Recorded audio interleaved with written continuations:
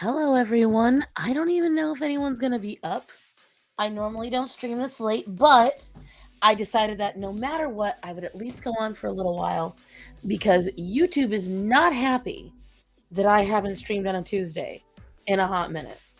So most of my audience is expecting me to stream earlier today, but my boss had to talk to me about something very important and just about stuff going on in the restaurant I work at, things like that.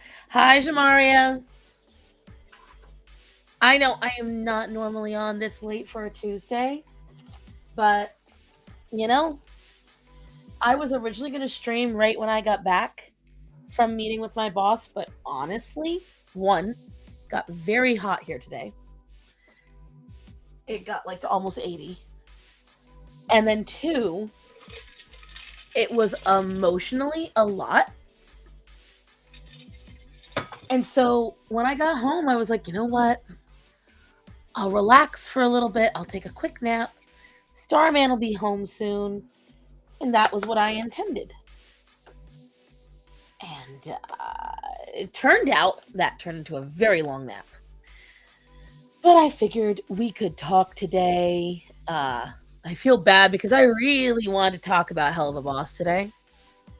I don't know if anyone is up, but I do know that Jade Dragon wanted to talk about it. A couple people wanted to chitter chatter about Hell of a Boss. My shit is missing.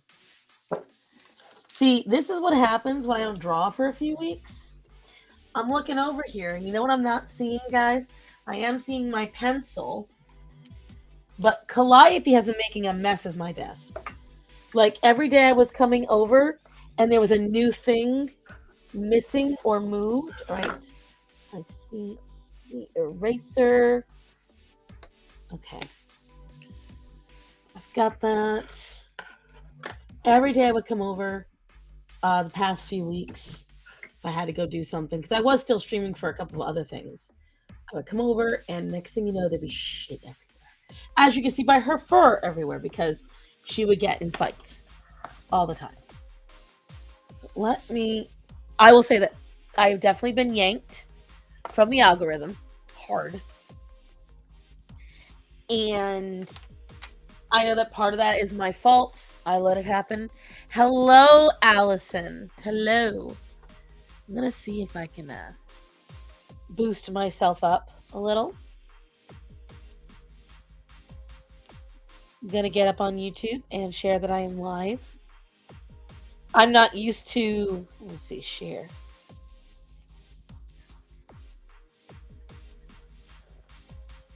Create post. Late night live. Come hang out if you want to.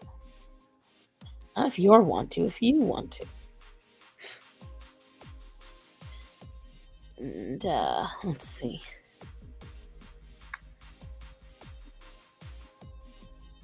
Because I don't think it even announced it in Discord. And usually all of you kids are pretty active in Discord.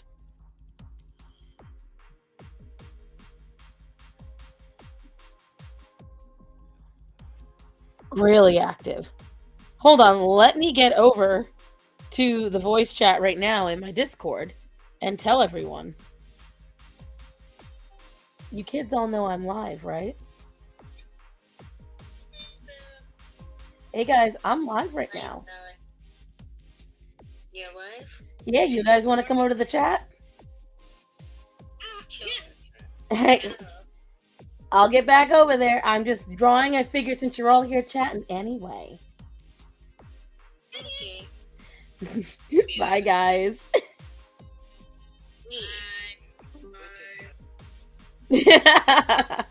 If you're in my Discord, yes, after 40, it's 5 a.m. for you. It's only 11 p.m. for me. I realized that I had not streamed on a Tuesday in almost... God. Hi, Hunty. I have not streamed on a Tuesday in almost, I think, 4 weeks. Hello, Derp. First off the call, I saw you.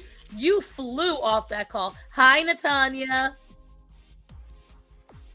Well, because I told you guys in the Discord that we were going to talk about Hell of a Boss today, and we're talking about Hell of a Boss today. Make no bones, it's happening.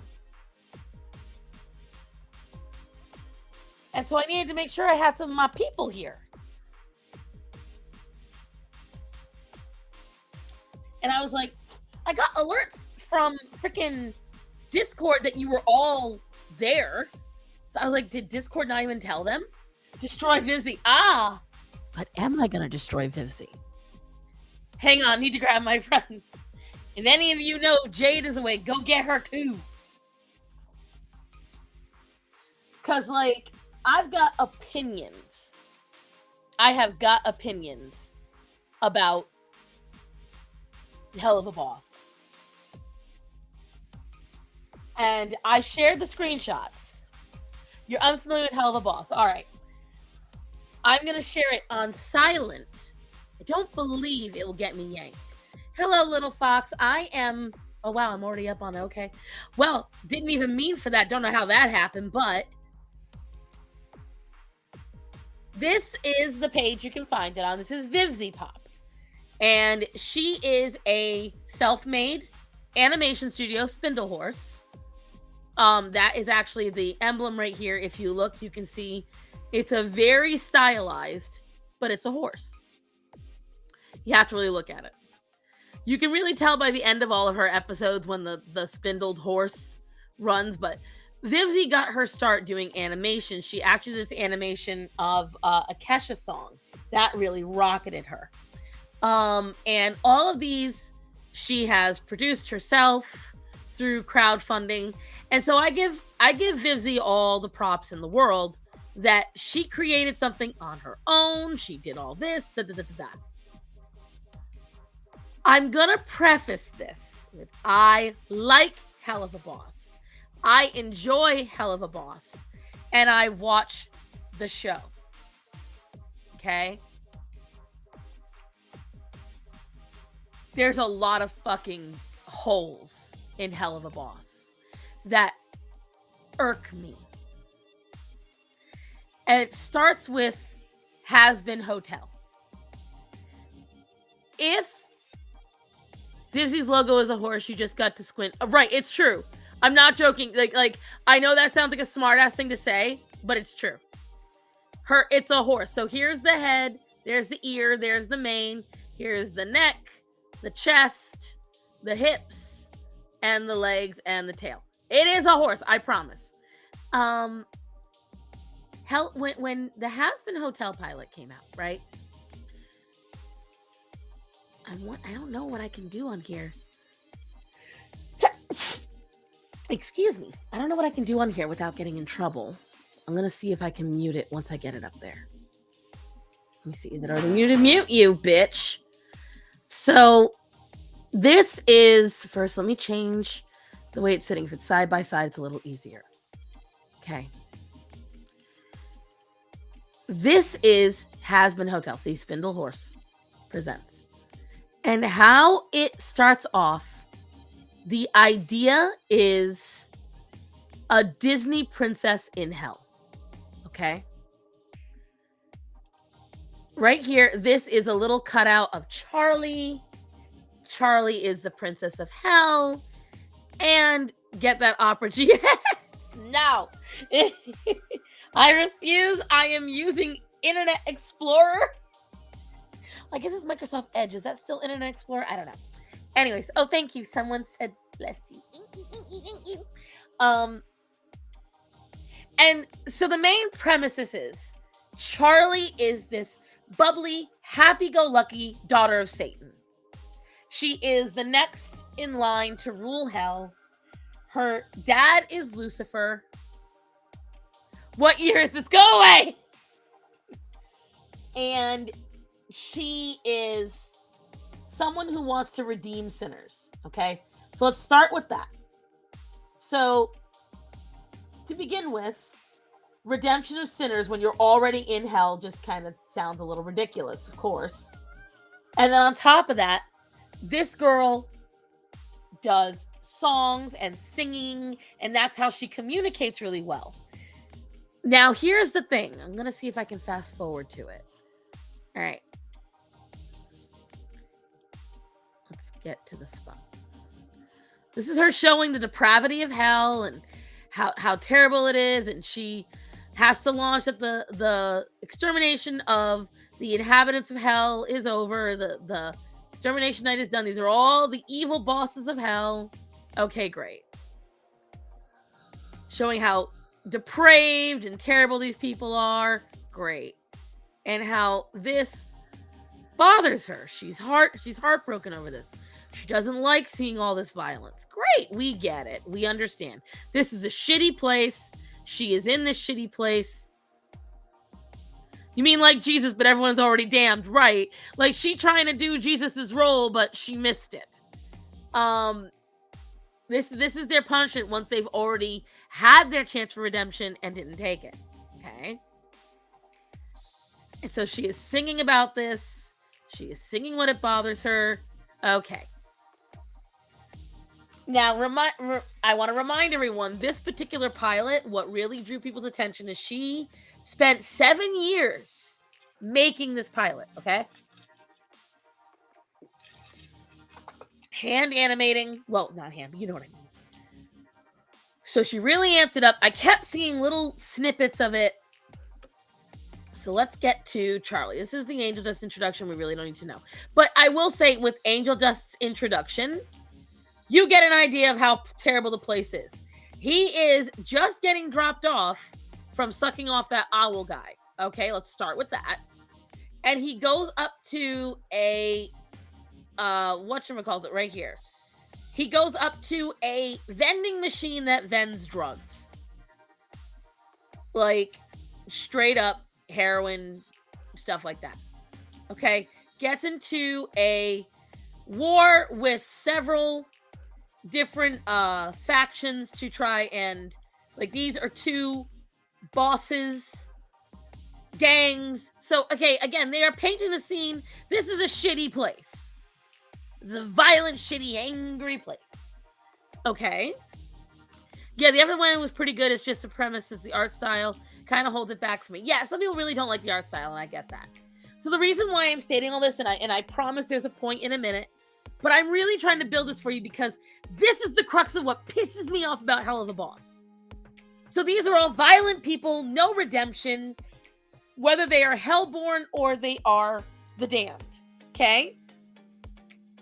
Not good people.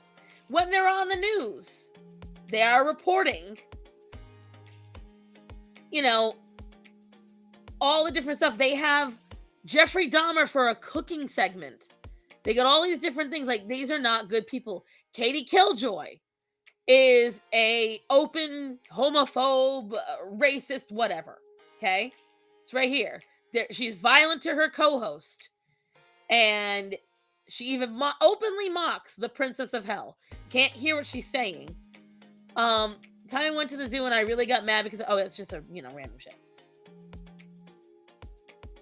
And so she's kind of a horrible person.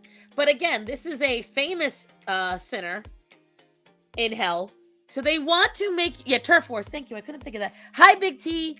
So again, horrible people. And what Charlie does...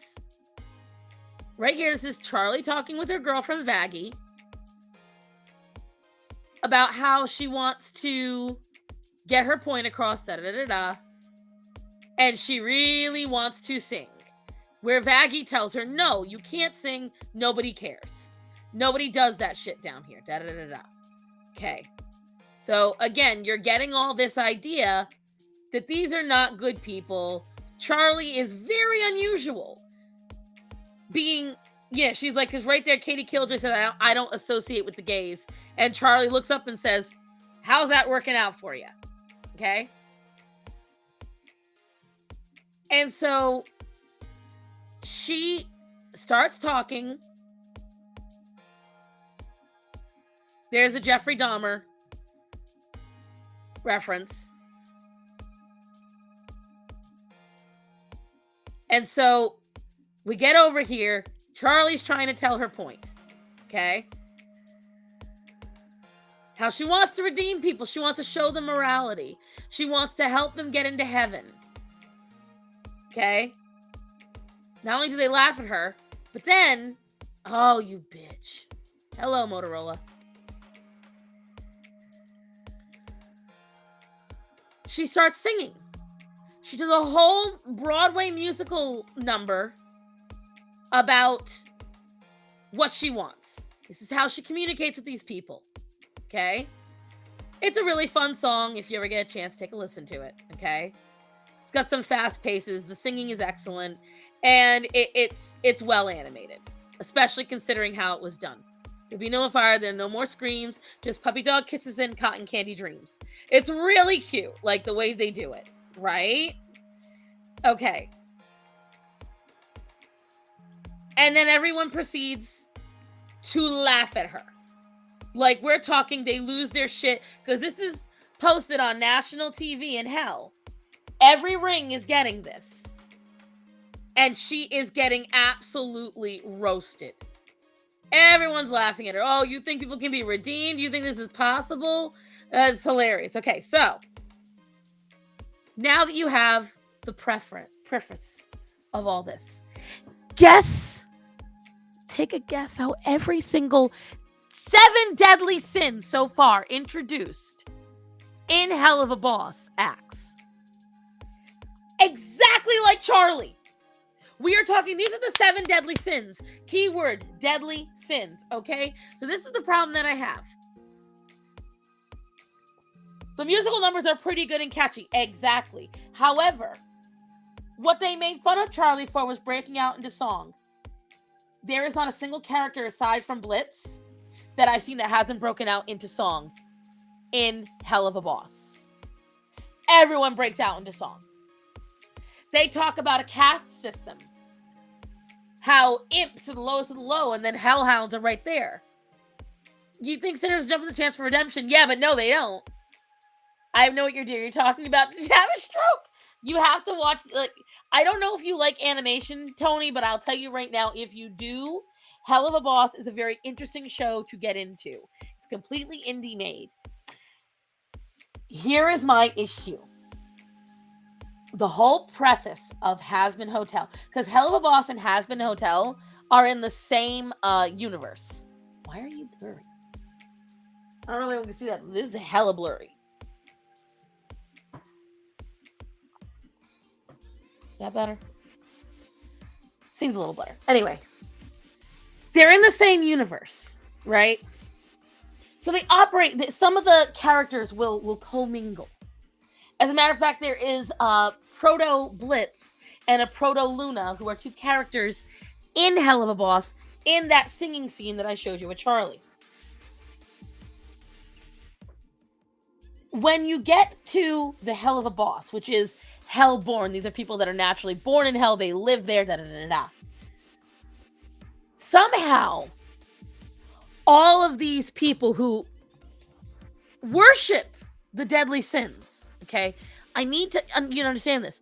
The 7 deadly sins are kings and queens and princes in hell. They created half of these people. The Beelzebub created the hellhounds. I don't remember which one created the imps. But again, these are kings and queens. These are the up, but they are also the embodiments of sins. Yet, Beelzebub, the sin of gluttony, pulls aside Luna, because Luna is Blitz's daughter, and says, hey, your dad's kind of going too much. I need to repeat this. The deadly sin of gluttony gets upset over one bender. Make it make sense. The deadly sin of lust talks about consent and talks about monogamy. All of them are seemingly very open and welcoming to anyone different. And someone tried to say in a comment to me, well, that's because being a sin doesn't only encompass the bad things, it encompasses the good parts of them too. What part of deadly sin did you not get? These are supposed to be the worst people. Not only are these supposed to be the worst people, they're supposed to be the powerful worst people. These are supposed to be evil incarnate. They are the embodiments of these sins. None of them. None of them. They all break out into song. Every one of them. They all break out into song. All the characters do. All of them have moral compasses. They talk about normal relationships. Like, essentially, I feel like I laughed so hard when Lust talked about consent. Really? Right. We talking about my ex? Right, Rachel? And then Mammon comes on the scene. Honestly, this would be better concept if they didn't take place in hell. Right, like, if this took place on Earth, then none of this would bother me. But the fact is, this takes place in hell. And the problem is, Vivs has a habit of making trans characters. There's a bunch of background trans characters. Somehow, these violent, evil, angry people, they draw the line at being hateful to LGBT. Oh, they are absolutely welcoming of anyone like that. But then the question is whether she realizes it or not. So is that your way of saying that if they welcome it in hell, that means it is a sin? Like, she doesn't get how by doing that, she's shooting herself in the foot. Then you have the scene with the deaf. Right! Oh my god, that was so dumb! Oh my god, hold on. Fox? Exactly. Everyone else is praising that scene. Everyone else is so happy with that scene. I am not. I'm gonna show it to you guys. Ashpetha, I'm gonna show it to you guys. Hold on. Because when I tell you, Fox is so right. So right. Let me get to it because it's so dumb. It's so dumb. I'm getting to it.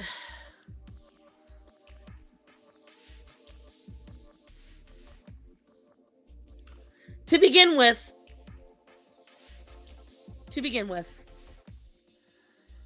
I really hate what they did to Fizz's character. I really, really do. Because when we got introduced to him in Lululand as a Fizzeroli bot, I was expecting a really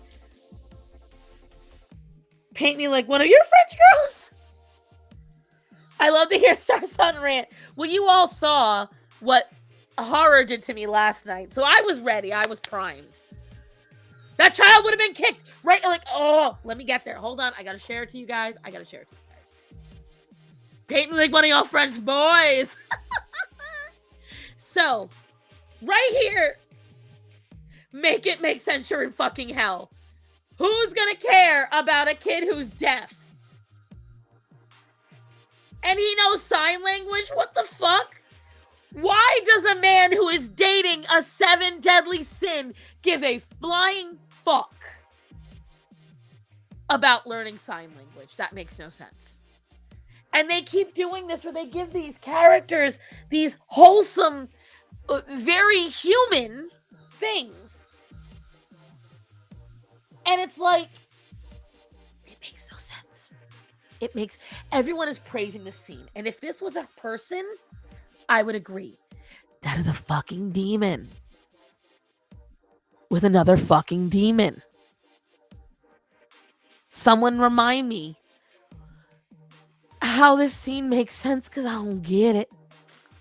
And then everyone is mad at the demon of greed for being a greedy bastard. Me?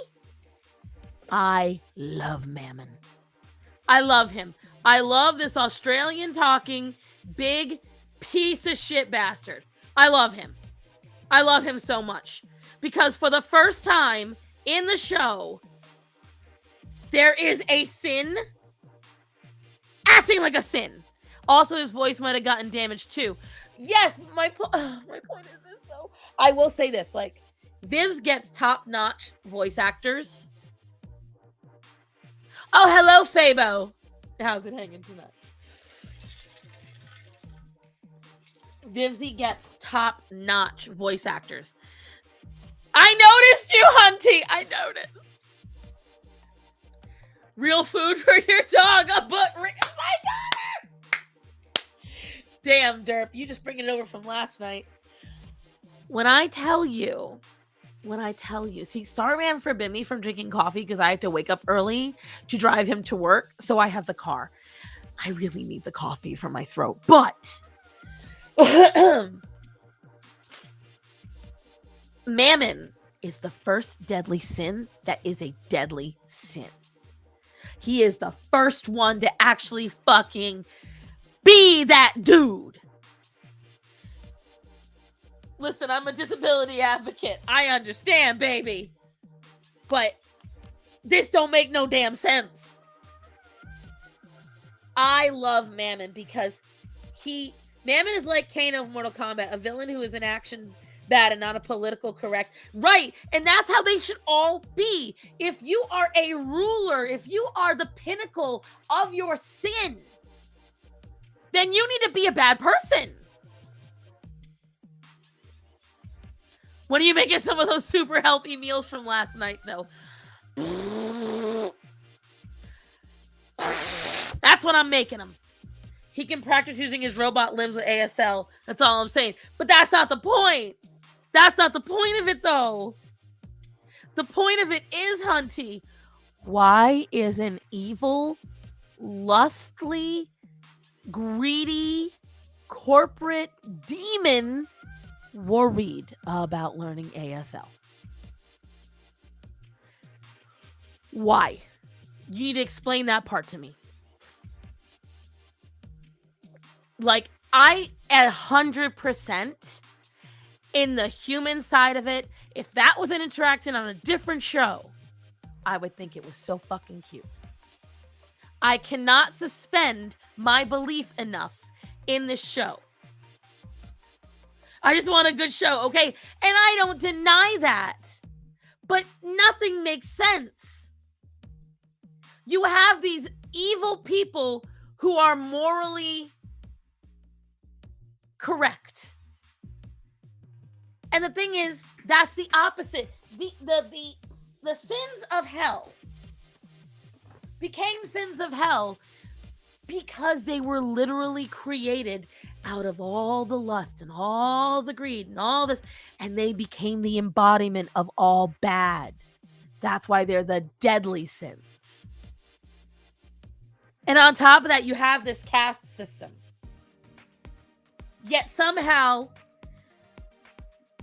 one sin is dating literally what hellhounds are put in pounds and bought and sold like pets, even though they are fully functioning people in the world. Nice try. But listen, look, let me get to it. Where is it? Not only are hellhounds able to be in this, I gotta say, this song, you skank. The songs from this show slapped. This episode, Clown Bitch and 2 Minute Notice fucking slapped. Juggling is objectively cool, is not a bad song either. The only one that I didn't enjoy, because again, was Crooked. I hated Crooked because it reads like a man and a woman to begin with. It doesn't read like two guys singing to each other in love. It doesn't. That's first of all. Second of all, it reads like two morally sound people. These are denizens of hell. But this, I will tell you, this entire, it's gorgeous. They did such a good job with this song. But getting to 2 Minute Notice, this is during Crooked. Let's just get this out the air. I despise his design. I hate Asmodeus's design. I don't like it. I think it's messy. I think it's convoluted. I think it oddly is shaped. I don't like how they made his face. This is the embodiment of lust, okay? I want to ask you something. Looking at this, is you feeling horny?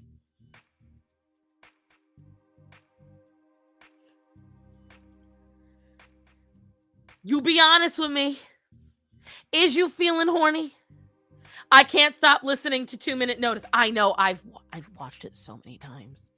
Crooked's only crime is that I can't remember the words. Right, it's forgettable. I want you to look at this character, though. You tell me what part of that character lust should have been a woman. Say it again, and say it louder. Absolutely. His design would have been 10 times better if it was a voluptuous woman. Veronica would have been better lust. Give the lady a prize. Yes. Yes. Veronica is also voiced by Marinette's voice actress. Just want to say that. Hello, Aaron Locke. Or they could be... See, Black Cat's out here trying to get me to rage in a different thing now. Speaking of moral righteousness, how do you feel about how they represented heaven? Again, also, I'm not looking forward to in Hazbin Hotel how they're going to represent heaven, because it feels like it doesn't make any sense. Like it doesn't make any sense. It just doesn't. It hurts my head. And then, so this is the Prince of Lust, okay? This is the Prince of Lust. This is him about to have a romantic conversation with his boyfriend, who is a imp, one of the lowest rungs, and the only, and again, look at how they're reading this. This doesn't read like two guys. If I didn't tell you Fizz was a guy, you'd probably think that's a woman he's talking to.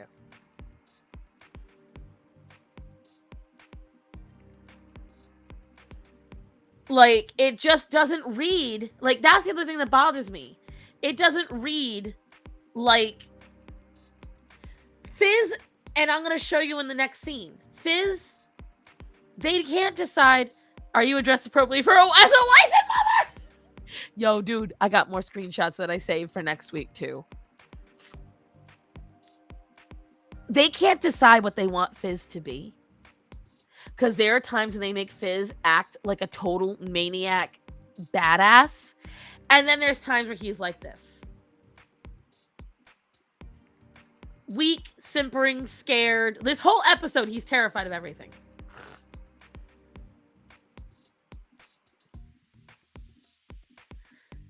And it's just like... this is the two of them dancing and all this shit. And it's just like... Again, it doesn't read like two guys. And they really, for lack of a better term, they kind of cuck him a little bit, and it bothers me.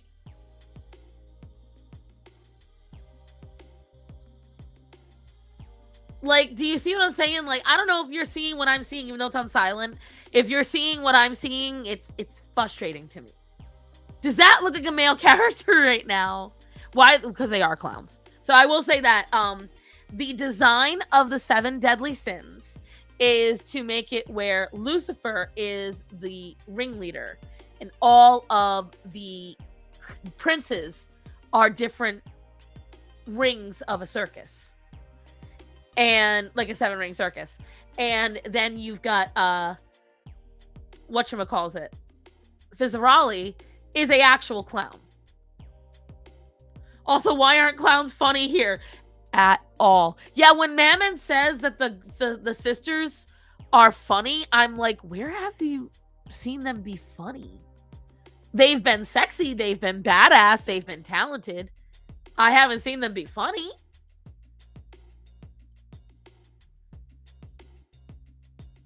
Like, again, look, this doesn't read like two...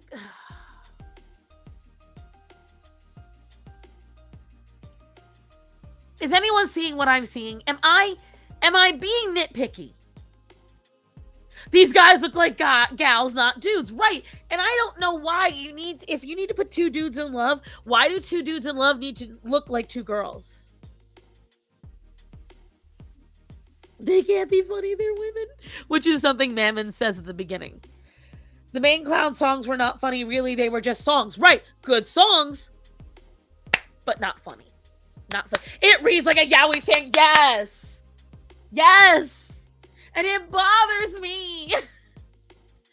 And again, I preface this with, I'm gonna watch everything she makes, because I enjoy it.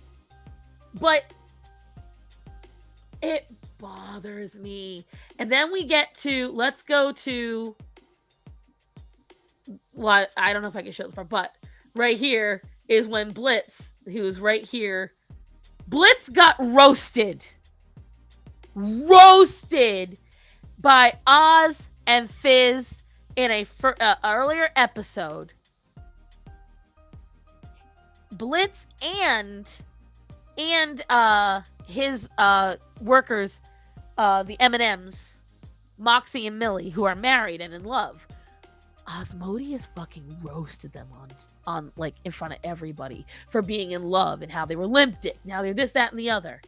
And so right here, Blitzo says, so you two are an item. Well, congratulations, you fucking hypocrites. And I loved that at least he called them out.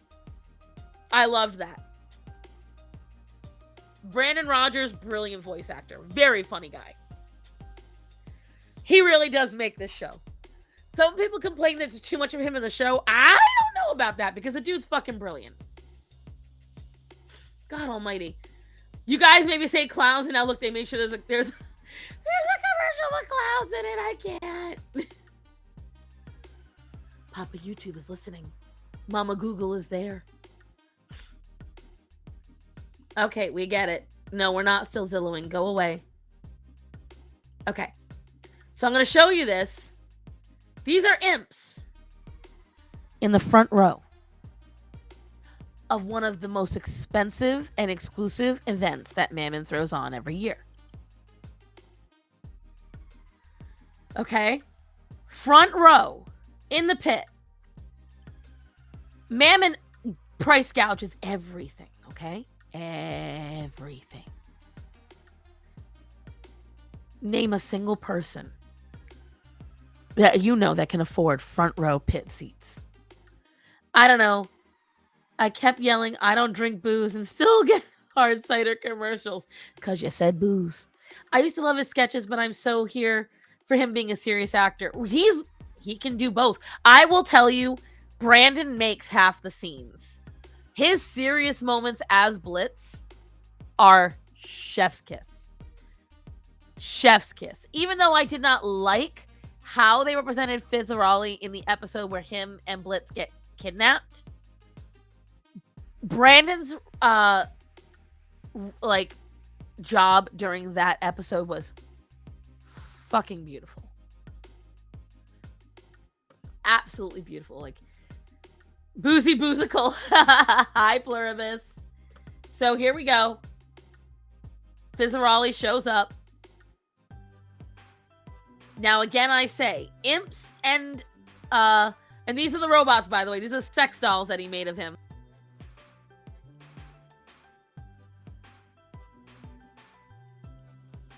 Ugh, damn it.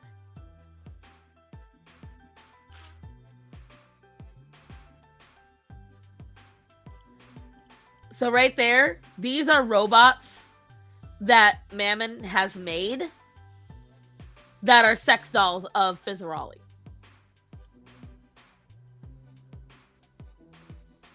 So this is a phenomenal song. Highly recommend you watch it. Highly recommend you listen to it because it's really good. Now, that being said, mind you, I've had this song on repeat. Honest Tom and I have been talking about this song for 2 weeks. Okay? Do the sex dolls require consent to activate? Right? Yes, it's like, again, if they weren't demons, it would be great. They are made for everything, technically. They are a multi-purpose device. Now, what was I saying? This song is phenomenal. I've been listening to it at least twice a day for almost 2 weeks. Don't try to follow the logic, Rachel, because that's the problem here. There is no logic. If you try to follow the rules, this is my biggest problem. The rules are inconsistent. The rules of the show are very inconsistent, and it has bothered me. As someone who likes it, it's Steven Universe all over again. But I digress. If you listen to the song, it sounds great as a person, as a human. As a human being with human emotions, living a human life, makes total sense. As a demon living in hell, working for literally a deadly sin and bitching that your boss is greedy? Really? You're mad that the sin of greed is greedy? What was the sign? What was the hint? How did you not know? Wow.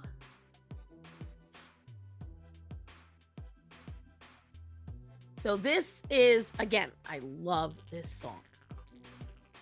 I can't... Right here, right?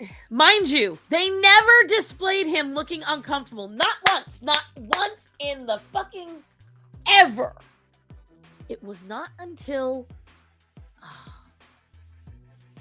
Yeah, the episode where Fizz gets captured. They did not represent him as upset with doing this at all. He was completely fine with it. Sex toys, sex bots, putting on a show, greed, money, all of it. He was great with it. Until plot armor.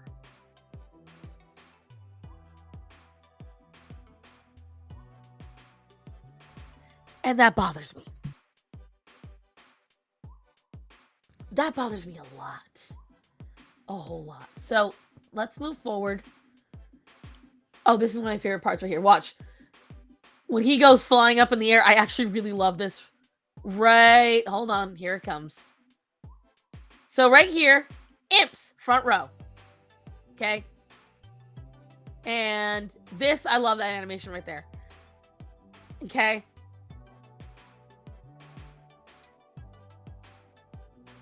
So, front row right there. He's whining about being tortured by Mammon. All right, let's see. Where is it? Okay, so pay attention here.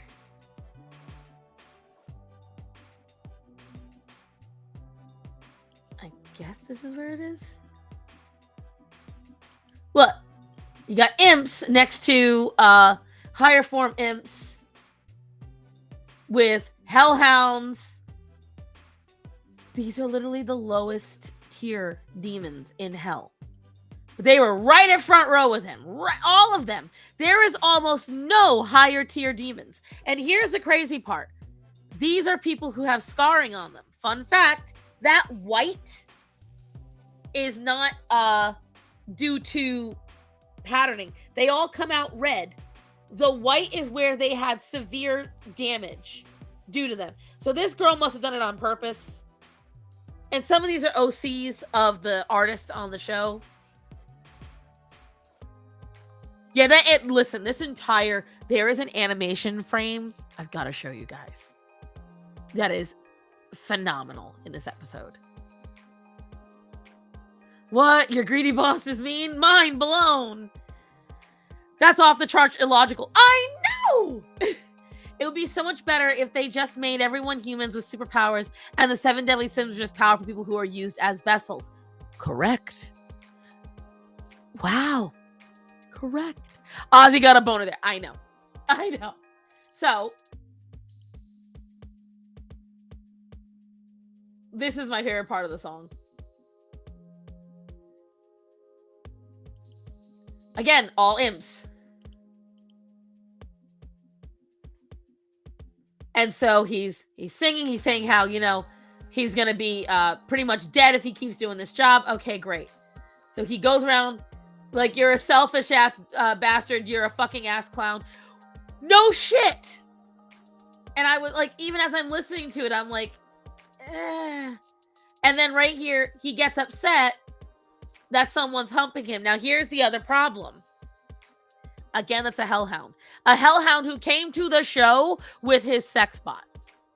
They show him earlier getting head from one of the sex bots. And Blitz takes him out. And then he says, "This is it. Mammon, you sad sack of shit." Like, so this is the lowest being, one of the lowest beings in the caste system. And he just literally, publicly dissed one of the rulers. And this is in his ring. This is where he rules. Rightfully, he is pissed.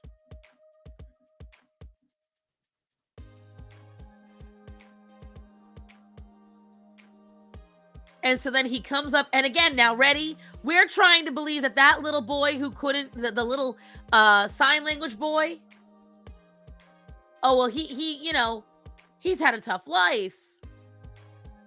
He's right there in the front row.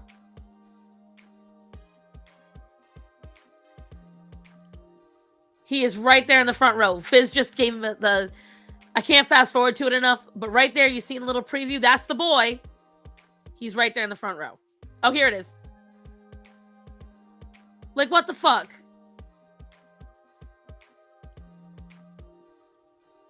And then there's a scene. I love it. Just want to show you how beautiful it looks. Right here. This peak spindle horse, like, oh. This is one of the reasons why I watch it, because that is a stunning scene. I'm not going to harp on front row stuff. Imagine they fought their ways to the front, but they didn't. You have to pay for it. Again, this is the stuff that I'm talking about. Yeah, it was a hellhound. Everyone there is a functioning, able to talk, able to mate, able to work denizen of hell. And again, that's a little deaf boy. Do you think he really could have fought his way to the front? There's no seats, though. That's not what matters. The pit is still one of the most expensive areas to get into. If you've never been to a concert like these or to a show like these, you've never had to buy them, let me tell you something. The Backstreet Boys concert I went to a year and a half ago, okay? The seats that Starman and I got were like $250 together. Okay? The seats at the pit, similar to what you're looking at here, were, I think, $400 a piece. A piece. And that was for, mind you, I love the Backstreet Boys, but that was for a boy band not in their prime anymore. And not as popular as... This is literally the most popular event that happens in Mammon's ring. That's your fault, because NSYNC was where... How dare you? Rachel, not cool. I hurt. And so this is the problem that I have, guys. This is the issue that I have with Hell of a Boss. As a whole, I have a problem with freaking... Come on, you stupid thing. I think I really need to get this replaced soon because it's really getting blurry easy. This is the problem that I have with all of this. Because they don't follow their own rules. They don't follow any rules, but they expect you to know them. They sit there and they tell you, these are evil, immoral people. You're tearing up my heart. Ew. How dare you all. They tell you these are evil, immoral people. They tell you that they're so immoral that even just breaking out into song gets you ostracized in hell, even if you're the princess of hell. And then in the next show, they show you that everyone fucking does it. Every single one of them does it. And so you're like, okay, so then what was the point? And that's the biggest problem I have with it. Like, my biggest issue is, what was the point of making Charlie this laughing stock and going through all this if you were just going to, in the next show, make it completely normal.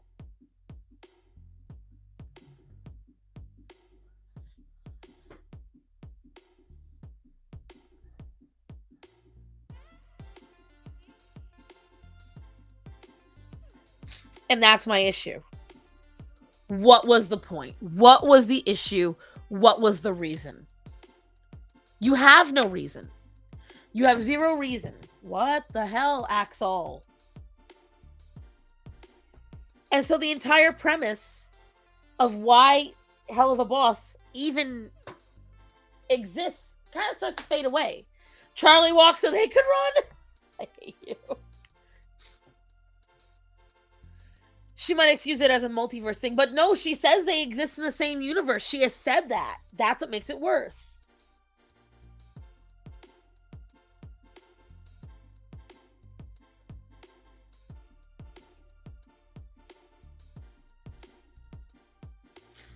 Do you want me? I'm trying to take a picture so I can draw this. There we go. And so it's like, again,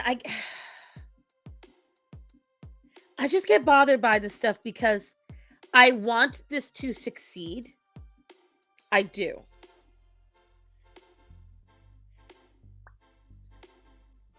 But this is not how you do it. When you start off Steven Universe style, where the rules don't make any sense, and halfway through you kind of forget about all of them. And then what you can see is she's morally grandstanding. The whole thing is, this is hell. This is how hell is. And then they sit there and they make these characters not act like they're from hell. And I'm like, why? Why? Why even bother making them then? We're sitting having these moral grandstands and these morality conversations and oh, that's not right. Oh, we can't kill kids, but then we do kill kids. We can't do this, then we do this. Maybe Imp Society is different than regular Demon Society, but it's not. Because they interact with other demons, so that doesn't make any sense either. Like, literally, if you listen, so Stolas, who is the demon that, the demon prince, he's a lower ring of princes, but a prince nonetheless. He is the one that is shacking up with Blitz right now. Blitz is that guy that shot the bad guy and called out whatchamacallit, Fizzarali and Oz for being hypocrites. They're shacking up in kind of a business relationship. No one's upset that he is cheating on his wife. They're upset that he is cheating on his wife with an imp. That's the thing. And again, it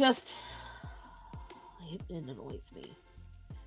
It annoys me, guys. It annoys me greatly. Also, hello, Desert Jack.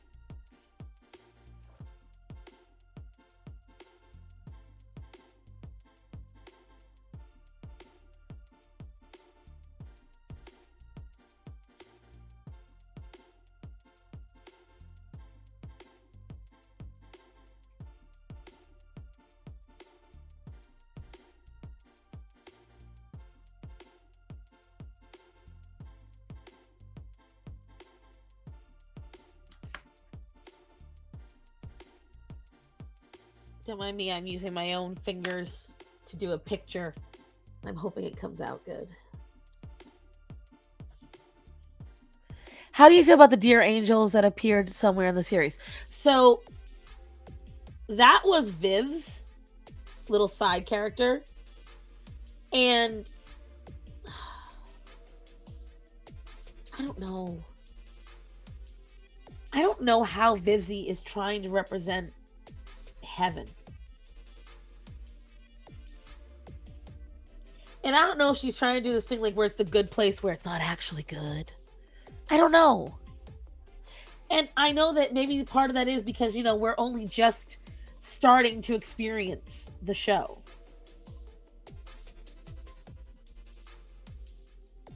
which I get that. But it feels like she blows a lot of load without making sure she has substance in the show. That's what it feels like to me. Silly as that sounds, it does feel that way. And again, it's just like it. I expected when I saw Beelzebub that Beelzebub, one, she's so nice, like sweet and kind and fun and a party girl. That makes no sense. That makes no sense. Hold on. Let me show you.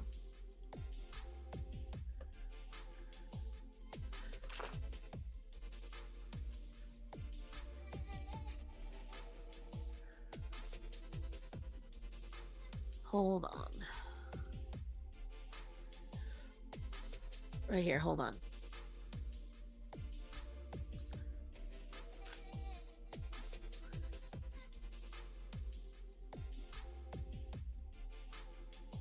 I'm trying to get to the right scene.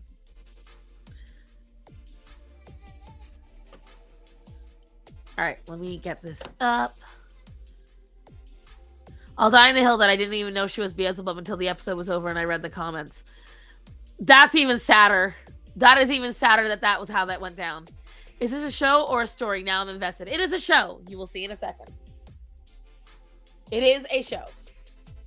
So look right here. These are all hellhounds, okay? And someone pointed out in a video that I was like, oh my God, I didn't even think of that, but it's so true. Okay, so both of these hellhounds, both of them were in a fucking orphanage at some point, okay? They were in essentially a human trafficking shelter. And once they turn 18, they get thrown out into the world and they have to deal with it themselves, okay? Yet, if you look at the beginning of the episode, so right here, we're at 15:48. So right over here, yet somehow they have designer clothes, smartphones, and are like, it doesn't make any sense. Make it make sense.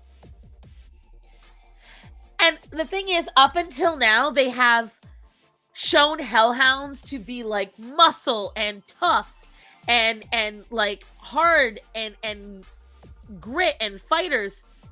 Oh my God, stop. Do not say Opera GX. Don't say it, kids. Let it go. Be like Elsa. Oh, that's so good. Get it over with, YouTube. I will say this, I am dangerously close to getting premium. But look, these look, do these look like fighters to you? Any of them? Luna, yes, they gave her the look. But like, guys, it bothers me. It bothers me so much. Hellhound's only worth is supposed to be what they can do. Don't give them 20. It's 20 now? What? It went up that much?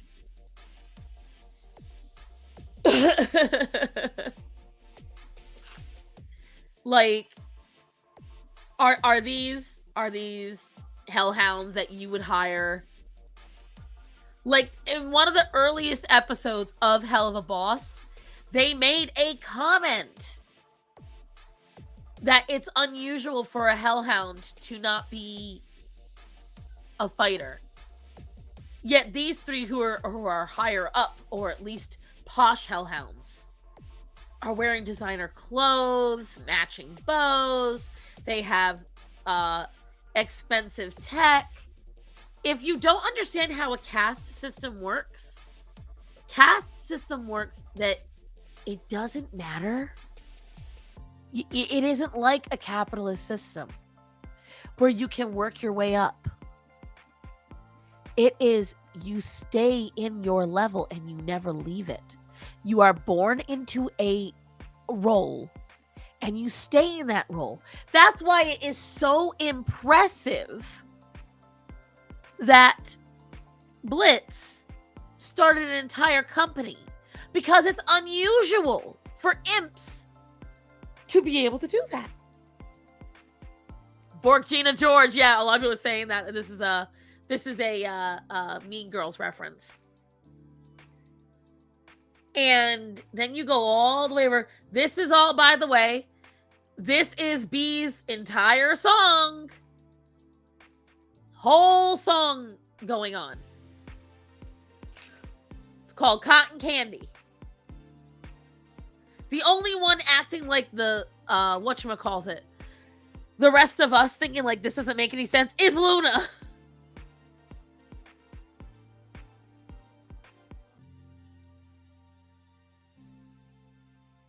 Like, this is a full-on party girl song. I like the song, won't lie. But does this read like an evil person? Does this read like a sin?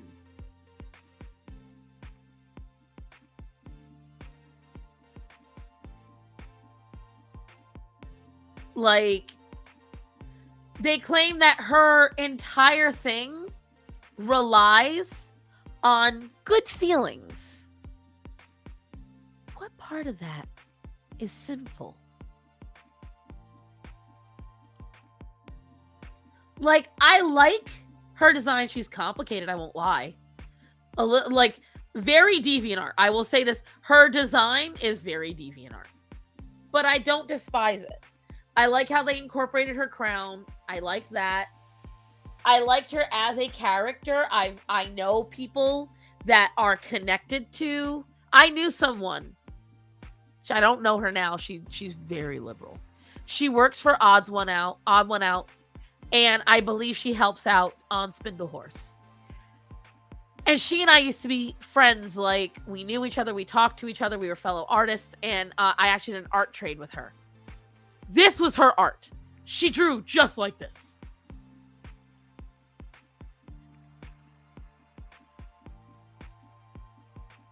So, you see all this, right? So, Luna, not super thrilled. And now here is the Prince of Gluttony coming up to her hellhound boyfriend.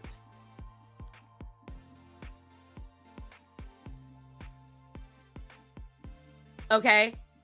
Now watch how I don't even have to put the volume on. Just watch how she interacts. And tell me if you get any sense of a powerful Prince of Hell out of this. Just go ahead.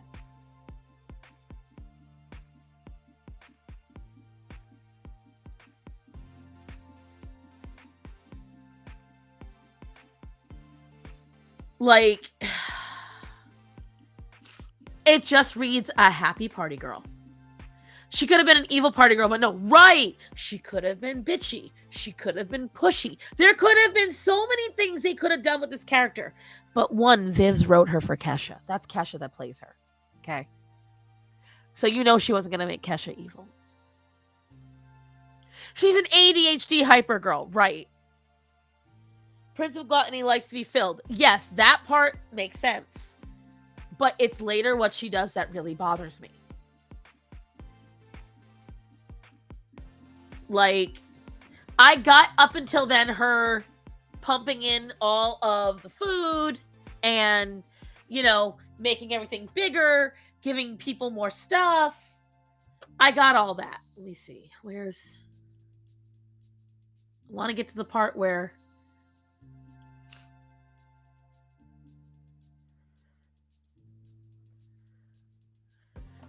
come on. It's the look she gives him that bothers me.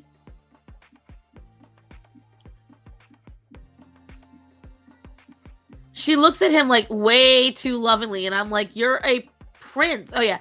Anyways, watch how she looks at him. Like, oh my God, I'm so honored to be your girlfriend.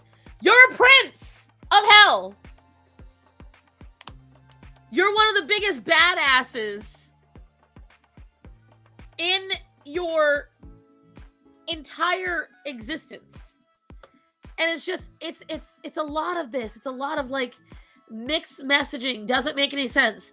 Then she gets into this is like the weakest chug fight I've ever seen between two characters. Like, I got the joke. I'm behaving. Female foxes are called vixen. She looks like a fox. Yes, that's the problem. Like, so she looks like a fox. She's supposed to represent all the animals in the animal ring of a circus. That's what she's supposed to represent. This is supposed to be Beazel juice. It's one of the most potent alcohols in hell.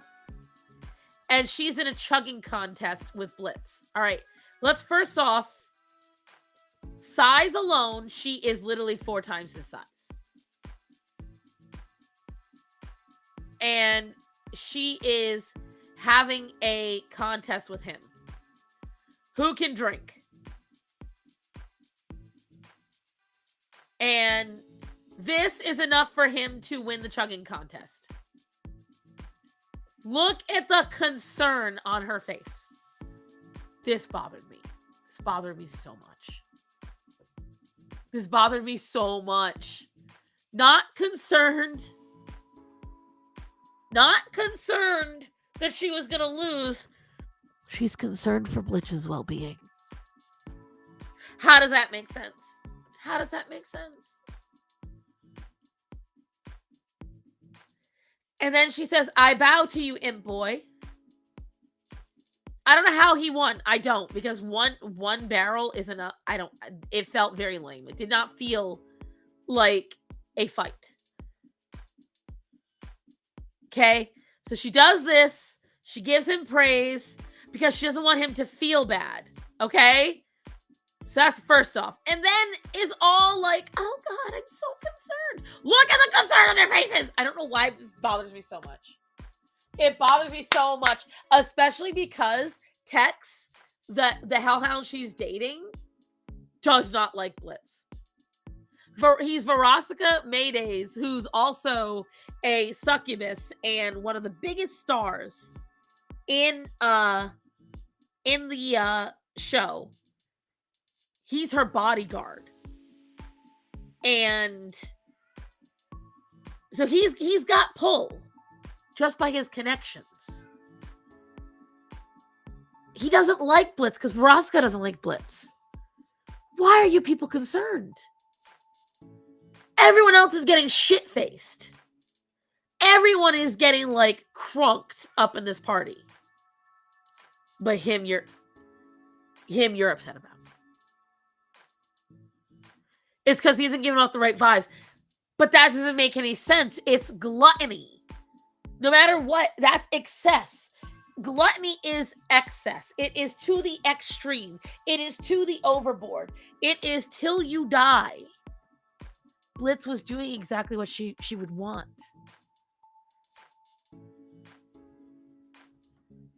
But that's the point, Black Cats.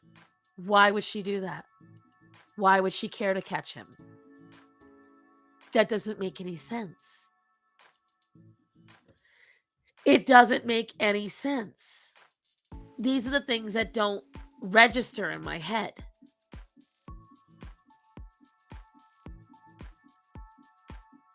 This would make sense if these were people. This would make sense if, like, here's the thing. When you go and see him, he's not making any messes. Like, I have to side note, this had to be, like, absolute nightmare fuel to animate. Because she's constantly moving.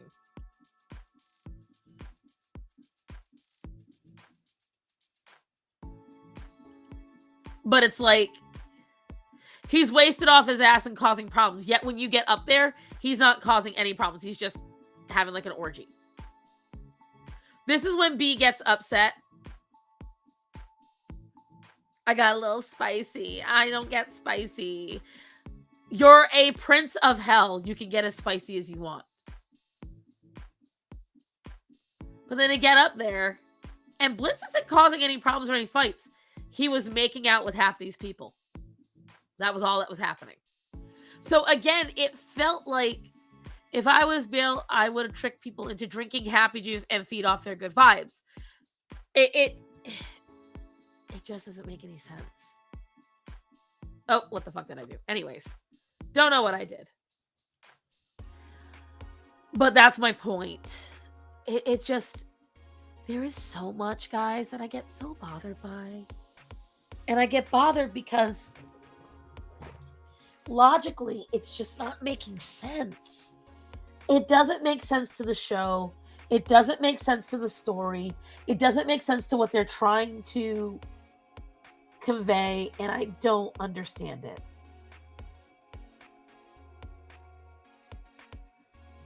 And I hope that's making sense to you guys on why it irks me, because it just, like, I know this sounds like I don't like the show, but I do. That's the worst of it. I like this show. I enjoy it. There's a lot about it that I very much enjoy. What I don't enjoy is inconsistencies. And there's a grand amount of inconsistencies in this show.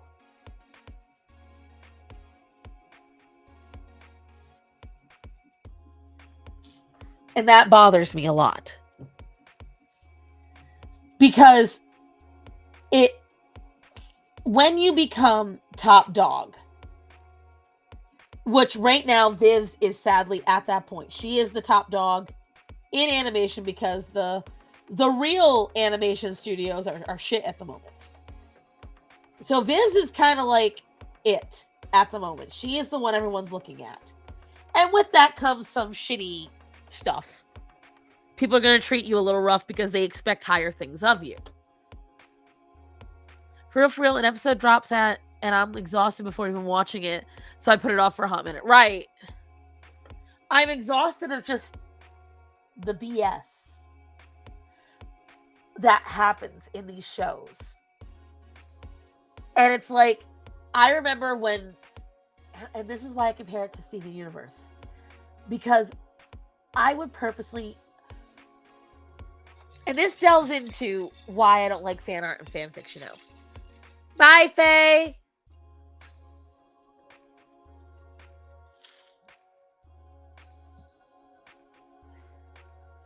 Right, exactly. Like, that doesn't make any sense to me, Black Cats.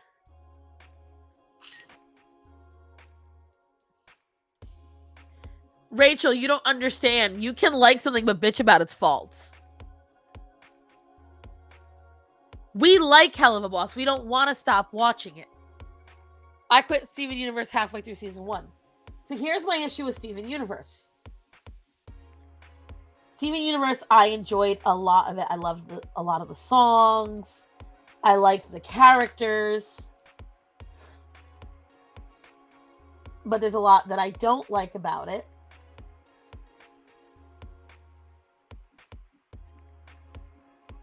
And one of the reasons I don't like it is because, like, there are things that they could have answered that they never do.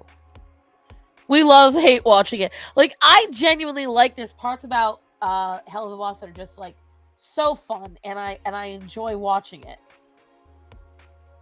But I get so irked when they act like you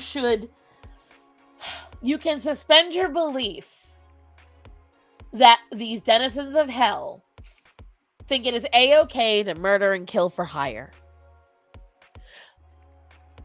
But they are a-okay with all sorts of other things. They are accepting. I quit RWBY after season 6, realizing it wasn't going to go back. Well, that's because the creator died. The man who made RWBY died.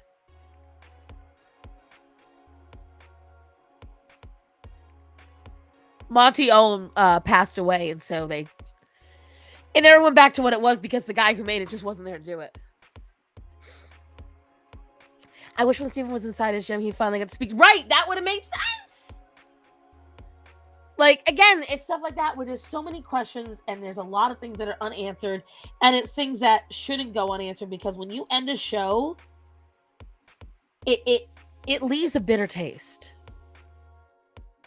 And so these are the things that bother me. It's not to say that I don't enjoy the show and I'm not going to watch the show. That's not what I'm saying. I'm going to watch it.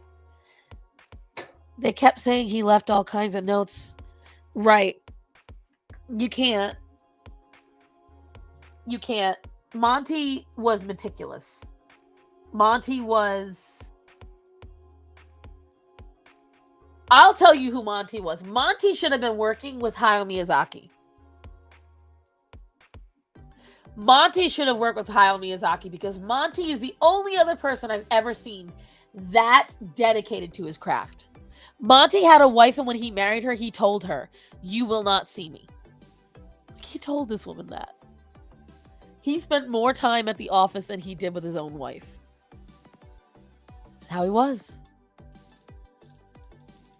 And, you know, that's just who he was, and she knew that. She knew getting into it what he was. Who he was. I feel like there was so many missed opportunities with Steven Universe. So many unanswered questions. Now, the thing is unlike with Steven Universe, that is happening with Hell of a Boss. Vivs calls the shots. I have not seen The Boy and the Heron. I don't know if I'm going to yet. I'm not sure. I want to, but I want to go see it in theaters, and I don't know if I'm going to be able to.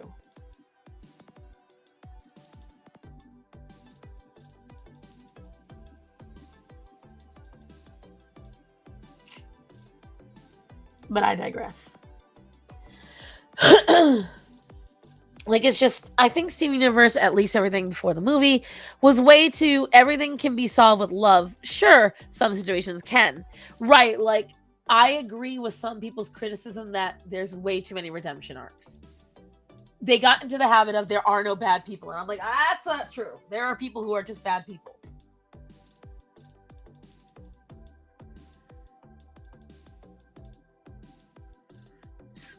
I'm trying to get my nose to open up and it's not working.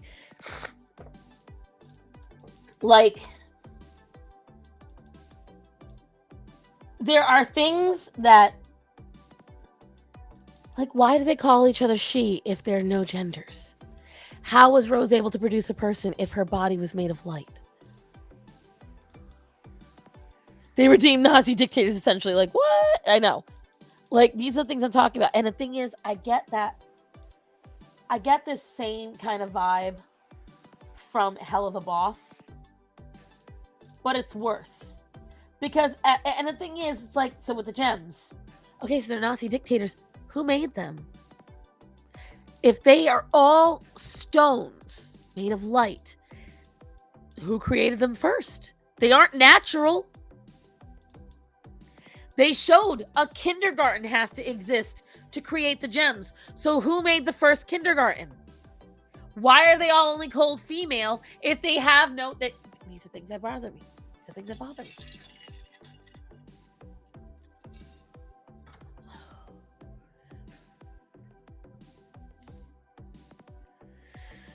Naruto and Fairy Tail did the infinite redemption arc thing too, and here I'm thinking, this fool crucified a kid, no redemption. It'd be cool to know the origins of White Diamond. Exactly. Thank you, Cookie. Thank you. And again, it's like, I think the thing that bothers me the most is the LGBT acceptance part. Not for any other reason than, like, you shoot yourself in the foot by putting so much of that in hell. By making practically everyone bi or gay or pan or trans, you essentially say only people that go to hell are LGBT.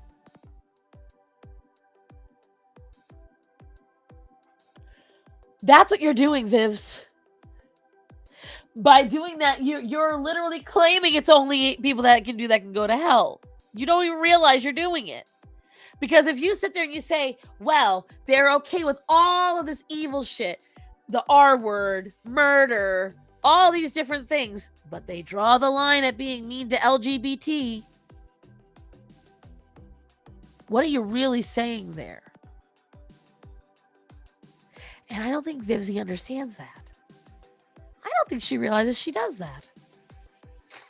Because in her mind, she is representing. That's what I see when I read all that stuff, when I see all that stuff. I'm like, this girl doesn't even realize what she's doing.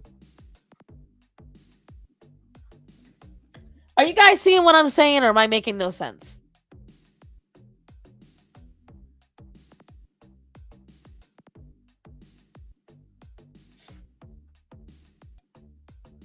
Like Mitchell, oh no. Exactly. That's the point I'm making, Mitch.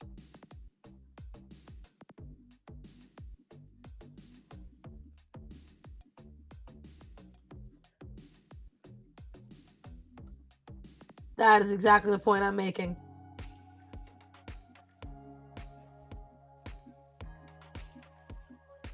I smell what you're stepping in, right?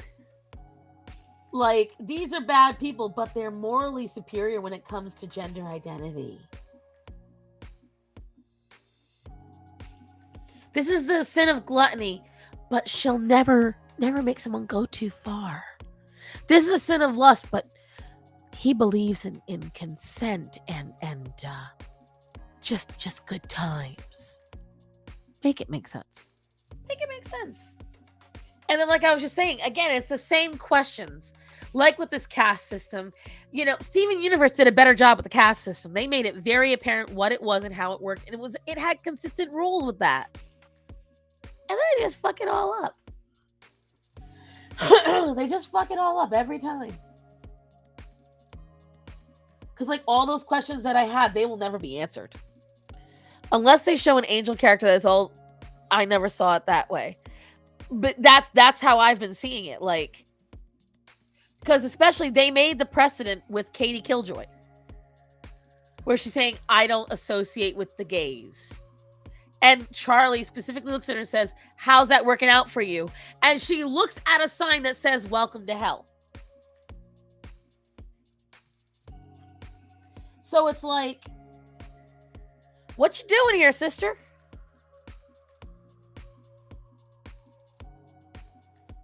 What are you truly doing here?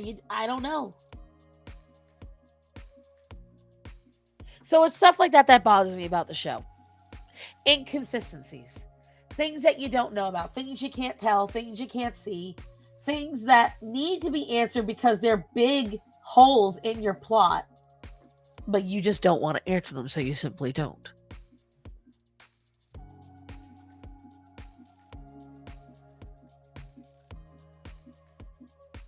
Like, in my opinion, I don't think Steven Universe should have been a kid's show. Ever. I think if it, from the beginning it had been a show made for adults, they could have done so much more with it. They could have, like, to begin with, what bothered me about Steven Universe that doesn't happen with Hell of a Boss, I don't understand it at all, is that there was no storyboarding until right before the show would be made. Like, till it was about to be animated. And on top of that, there was no one storyboard artist. Everybody storyboarded. Everybody. If you were on the team, you were a storyboarder. That bothers me too. Because if anyone wonders why there was animation inconsistencies and things like that, that is why. Because everybody had a hand in writing the show. Everybody. There was definitely a definition of too many hands in the cookie jar.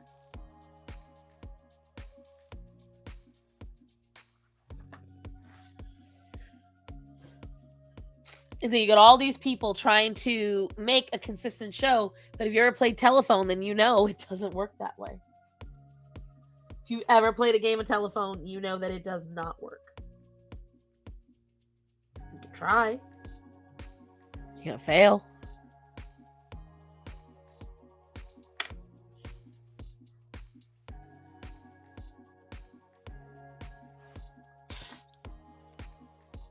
Joke's on you. My cookies never make it to the jar. Yeah, the storyboarding was too messy for them to keep it consistent, which is why Yikes is an animation team. Right. And then on top of that, they used like 5 or 6 different animation studios. Because they would do is they'd send a generalized synopsis and show Bible to the studio to give an idea of the episode. And then they got to do whatever the hell they wanted. That doesn't work. It just doesn't work. you can want it to work, but it's not. It doesn't make any sense.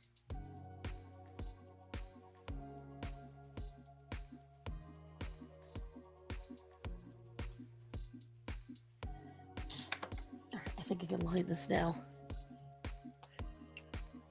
Messy dumbasses, right? And again, it's a pity.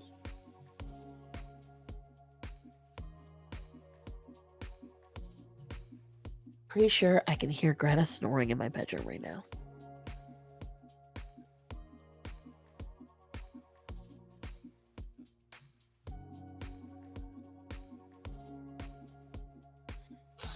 I have no idea how late I'm going to stay up. I have to drive Starman at 5 a.m., so I don't want to stay up too late. It's already 12:30.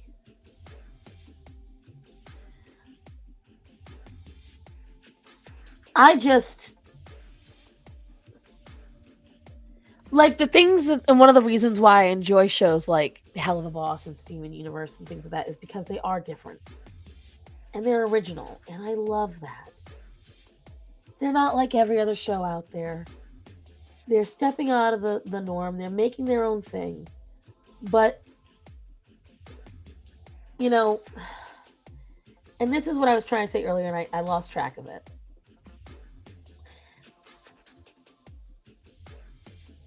When I watch a show, Starson, have you read any Webtoon comics? Oh, yes, I read a lot of Webtoons comics. I read a lot of them. There's so many.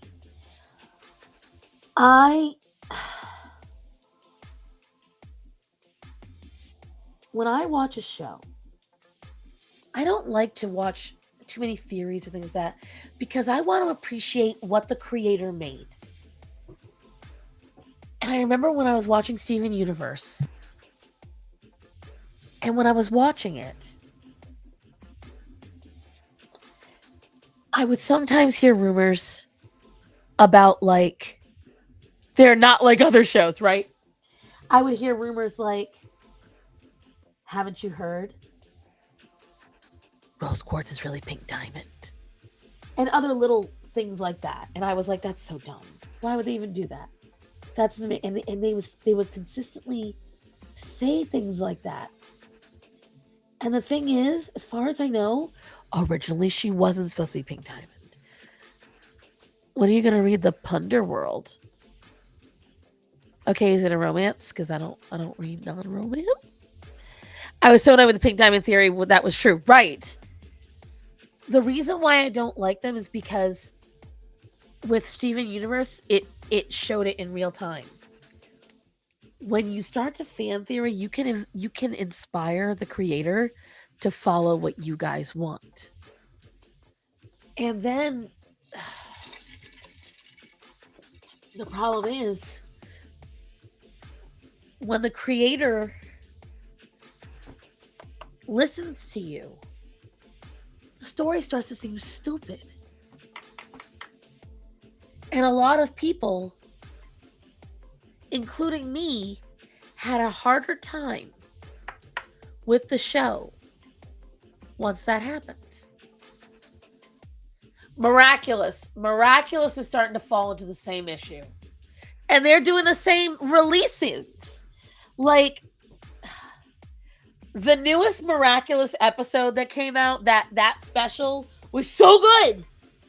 I loved it. I don't know if season 6 is going to have that same quality. Because it is a quality, like, Shady Bug and Claw Noir was amazing. I like that more than LOO. Lord of hey, Lord Olympus is cute. I love Lord Olympus. You leave my Lord Olympus alone.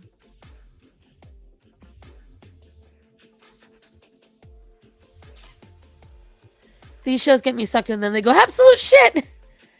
I'm having GOT flashbacks. Game of Thrones, I refused to get into because of everyone loving it. I was like, no, it's gonna have issues, and it ended up having really shitty issues. So I'm really glad I never got into it. Really glad I never got into it because I don't want to rage at this show like I do with these. Like, I loved Lucifer when they saved it. Yes, I'm a Lore Olympus fan. If you go back enough in my Instagram, I made gift art for the creator of Lore Olympus.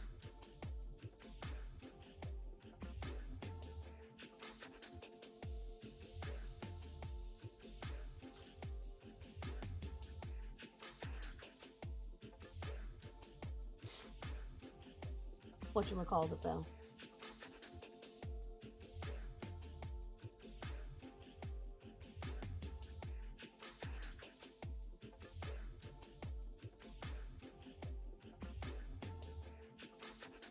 I fucking love this liner.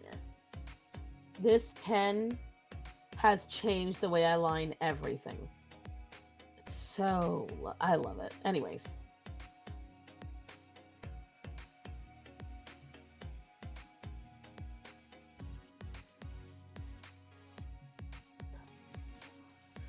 That was a mess too, and it did. The first parts were masterpieces, everything, the characters, the story, but something really started to fall. Mom, did you ever watch Voltron? No. S8 taught me it's okay to quit. They used to get together with pizza and chicken and do all that. There also wasn't chemistry for me. Well, the thing is, when you force shit in a show, it shows. When things get forced, you feel it. You know what you're looking at isn't right, and it doesn't feel right, and it doesn't read right. And they are purely doing it because it probably is because there's apparently a lot about Game of Thrones on the show that never happened in the books. Characters that didn't exist at all. Things that never happened. It's a shit show.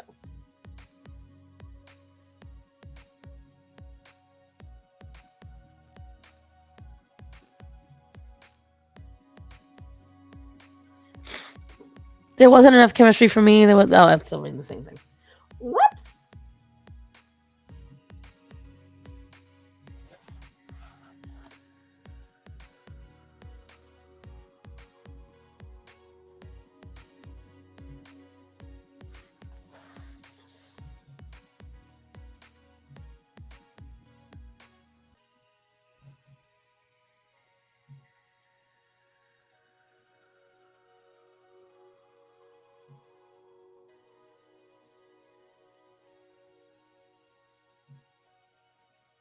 See. Trying to get the fluff of her hair just right. Does anyone read The Cursed Princess? Wait a minute. You mean the one with the girl with the green skin? Yeah. No, the Cursed Princess Club? What happened with Voltron was the showrunners were sick of trying to pander to their audience and they made everyone mad!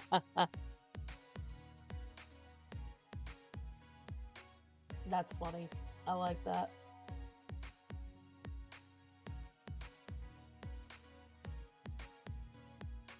I can hear my dog snuffling in my bedroom. That's funny. That means they're sitting around my husband and making him very uncomfortable while he's trying to sleep.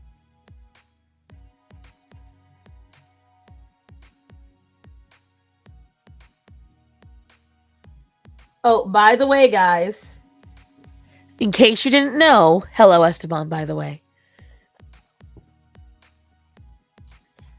Remember, my stream, my anniversary stream, is going to be next Tuesday.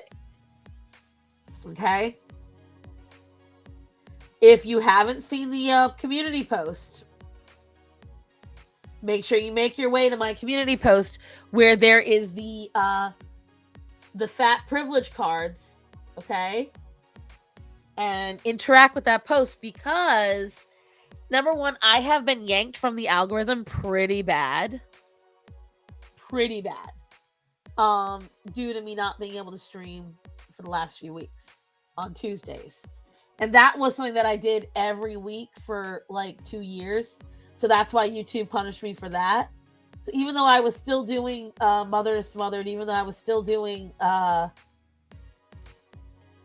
the Star Murata show, because I wasn't doing this stream, I wasn't doing anything on Tuesday, and then on top of it, my uploads were inconsistent.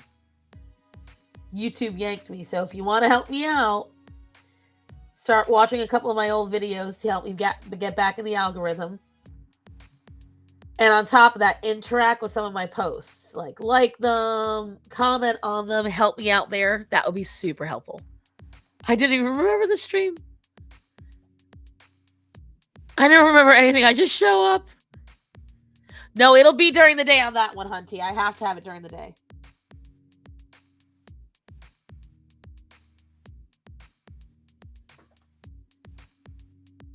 Because at night, I have too much to do.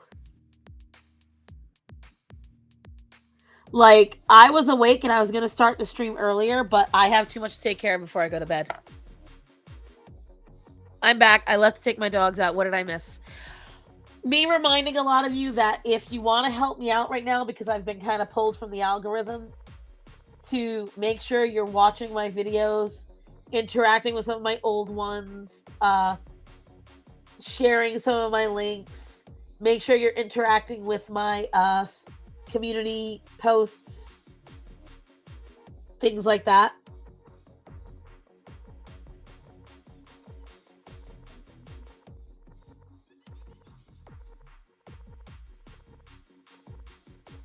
Helps keep me in the algorithm.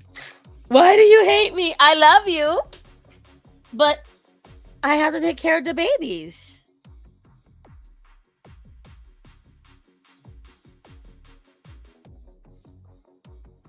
The kitties and the puppies.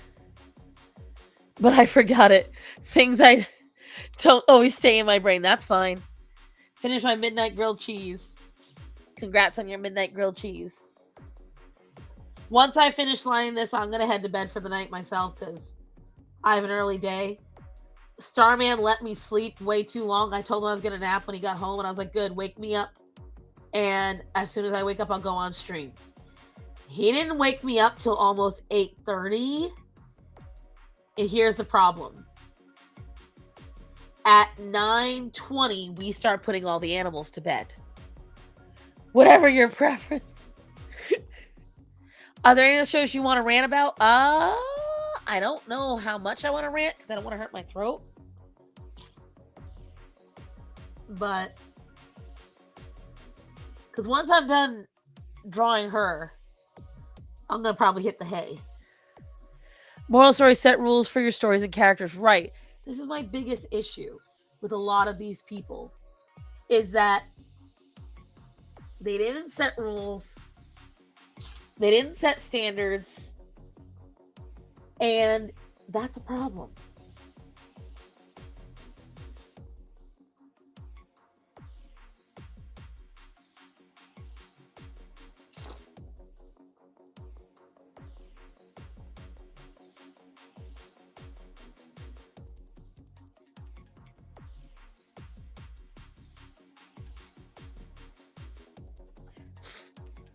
The non-binary shape should just spark something. I hate you.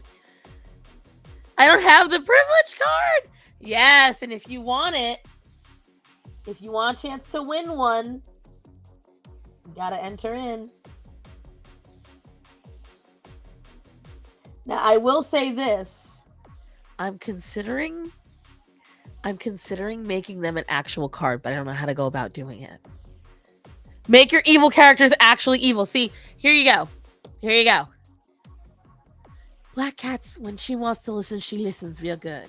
If you want to make characters that are evil, you want to make characters, keep them consistent, set rules, stay to those rules. And if you're going to make evil characters, make them actually evil. If you're going to do some kind of arc where they're redeemable, like a redemption arc, Give hints ahead of time. Because, like, it's shit that flies out of left field that I don't like. And a lot of this shit just flies out of left field. And they act like, oh, well, this was totally hinted from the get-go. No, the fuck it wasn't.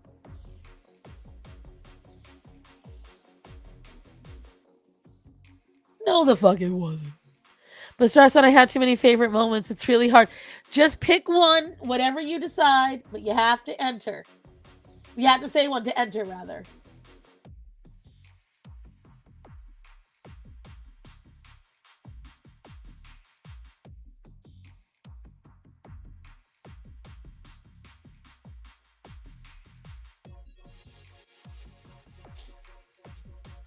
There's a thing on nobody will win if nobody likes any of the comments.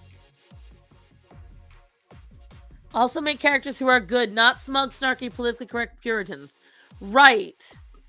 Like, again, what bothered me about Fizz is when they first introduced him, he was clearly someone that knew what he wanted. He was a tough character. He was fun, snarky, a little psycho, very much a jester.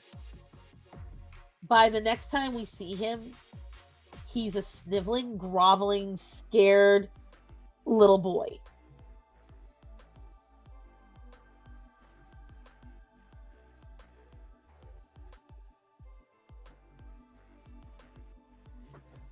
And it annoys the shit out of me.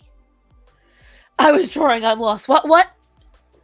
Go look at my community posts. You'll see.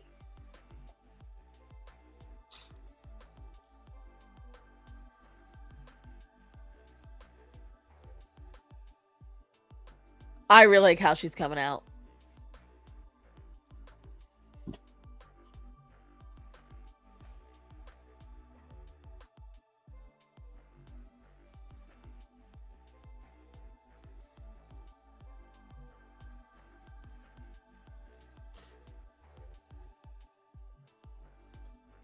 I hear a cat snoring, but I don't see the cat. I don't think it's Axel. Baby Uwu boy is big and scary, powerful boy. Right? It's a common yaoi trope, but it's not even a good one. It's not even a good trope. Like, considering everyone says that fucking Oz is not even a threatening dude. Like, and the way they have them interact, it's too wholesome. Who is the mystical gal supposed to be? A gypsy? Oh, it was something for I can't remember right now. It's an Inktober prompt. I haven't done much of anything, guys. I've been so busy at work because I can't disclose what's wrong, but I've had to take care of a lot of things for my boss. And I've had to be at work a lot more as a result. And so being at work so much, on top of not really feeling the greatest, I got a little sick, lost Zorro, as you know. I collected his ashes. They're back home now. Like, it's been a little hard. Been trying to take care of a lot of stuff at once. Trying to get the house bought. Trying to pay bills. Like, not normal bills, but like trying to rearrange money so that way everything looks good for the house to be bought. So I just haven't been able to do much. Yeah, now gypsy is a slur, apparently. Like, everything's a slur these days. Except for slurs against white people! But I digress. Those are allowed, because white people bad. Anyways. Let's get her erased.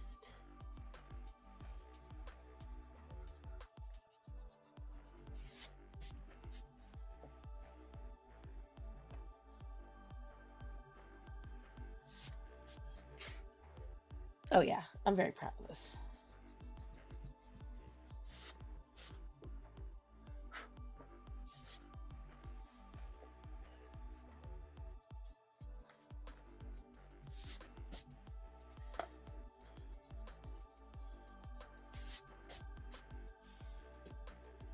There's my little pen. I just put it down. Where are you? There you are.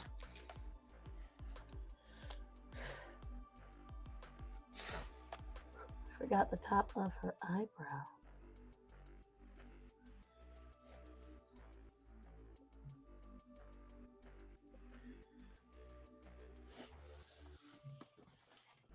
What you guys think? Is it still out? Because 4 years ago they were like Middle Eastern white passing, so they are.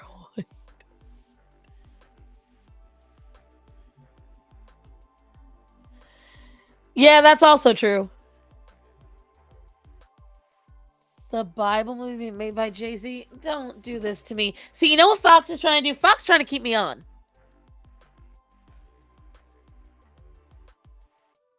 Fox is trying to keep me on. He looking for a reason to piss me off and keep me on. I see what you're doing. I see what you're playing, Fox. It's not gonna work. I'm a big baby and I'm tired. I need to get my nappies in. But I'm very proud of it. I've been envisioning this woman now for a few weeks. That is amazing. Reminds me of Scarlet Witch gypsy costume. Right. Like, I wanted to make something that looked... I'm trying... What was the prompt? What was the prompt?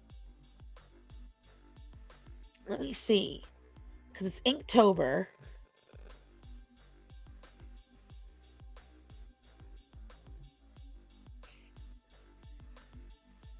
Delete from both because I did it twice. All right, hold on.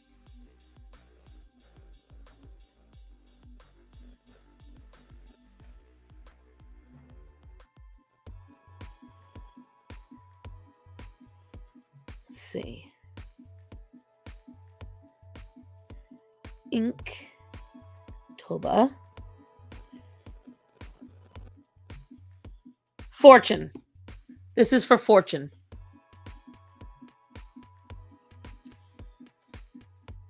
That's what it was for.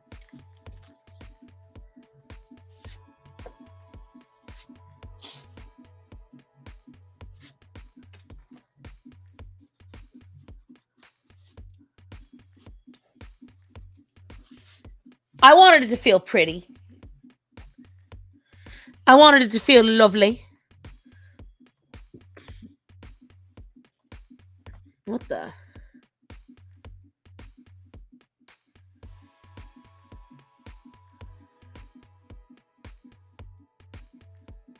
Ooh, people be getting nasty up in here.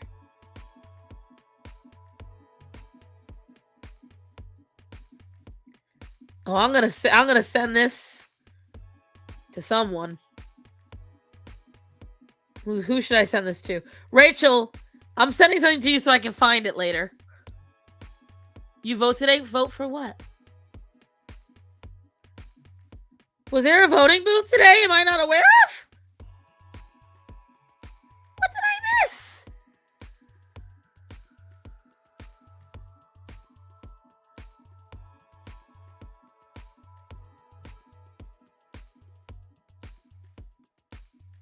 What was I supposed to vote for?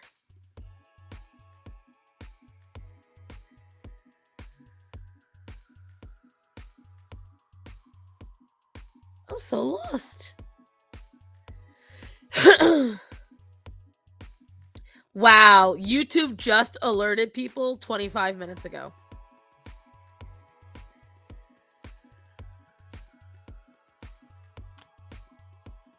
My district had voting and we had at least 5 local offices unopposed, I'm pretty sure. Can you post it in the art section on Discord? It's not done yet, so I'm not going to post it yet. I only post when I finish things for sure, and I'm really bad. I'm really bad about that. Yeah, I was gonna say it was not election for my state because I would have known about it. Matt and I have been trying very hard to make sure to elect on a local level or to vote on a local level. But yeah, so here is the Fortune prompt for Inktober. In case you guys forget, there were other prompts that I finished before I get off. I haven't finished them all, but we've gotten quite a few done.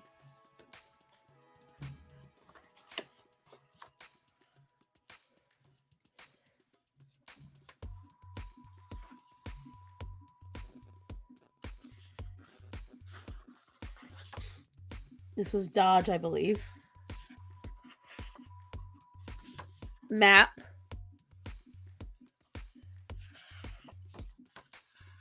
I think it was gold. And I just was like, okay, I'll do gold. Drip.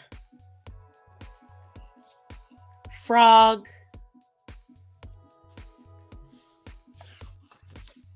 Bounce. And fortune.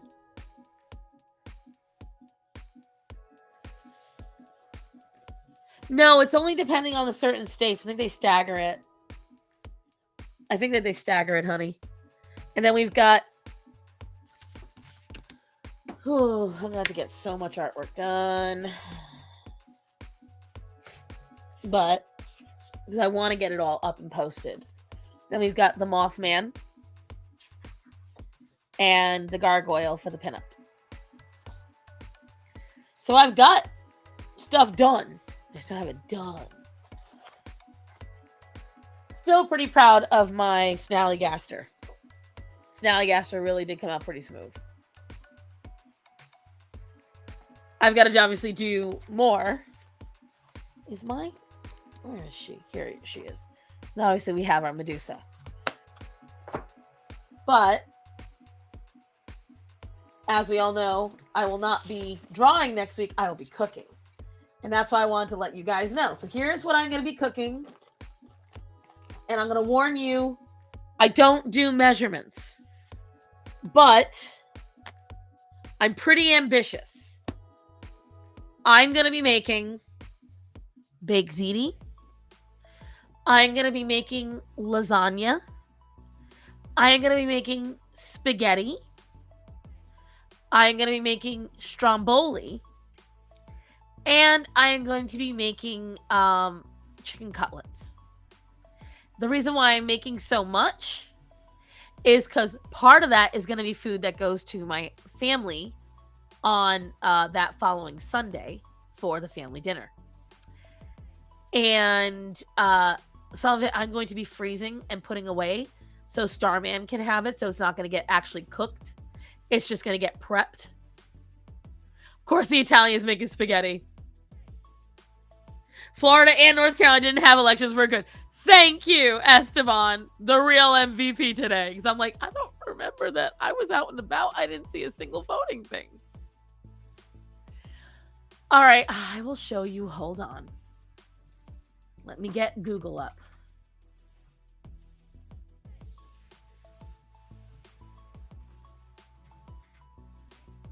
So, let me get the images. Hold on. So, this is baked ziti. Another reason why I can do them is because I can prep them mostly in a dish on their own, and they do all the work. I don't have to boil the ziti. I can put it in raw. And I'm going to make a giant vat of my tomato sauce and go from there. A lot of what I've got to do involves ragout. It involves beef, and it involves pork, and it involves tomato sauce.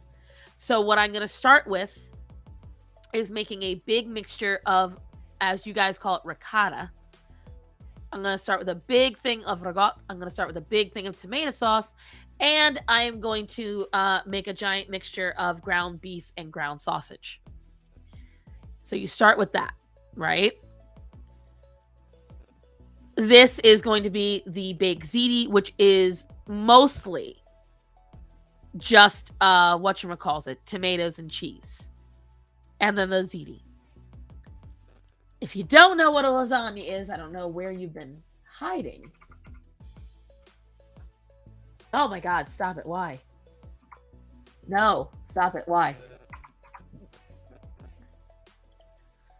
This is a lasagna.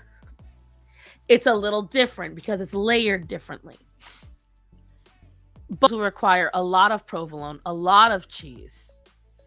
And this one requires more meat because you do layers of pasta, tomato sauce, ragout, with extra cheeses added in, then the meat, and then rinse, lather, repeat. Okay. A stromboli, depending on where you're from, looks a little different. Nowhere do they look like this in Rhode Island. Nobody puts toppings on it. They're more plain like this. The dough speaks for itself. The seasoning and flavoring comes on the inside. I still have a lot of Genoa salami and things like that. So I'm going to be getting some salamis and things and putting them in the stromboli. My husband loves my stromboli. And they're incredibly easy to make. Like, you guys are going to be shocked at how easy these are to make. Okay? I hear you, Penny. Calm the hell down. Spaghetti and tomato sauce. I don't think I need to show you guys. I think you know what it looks like. But then there's chicken cutlets.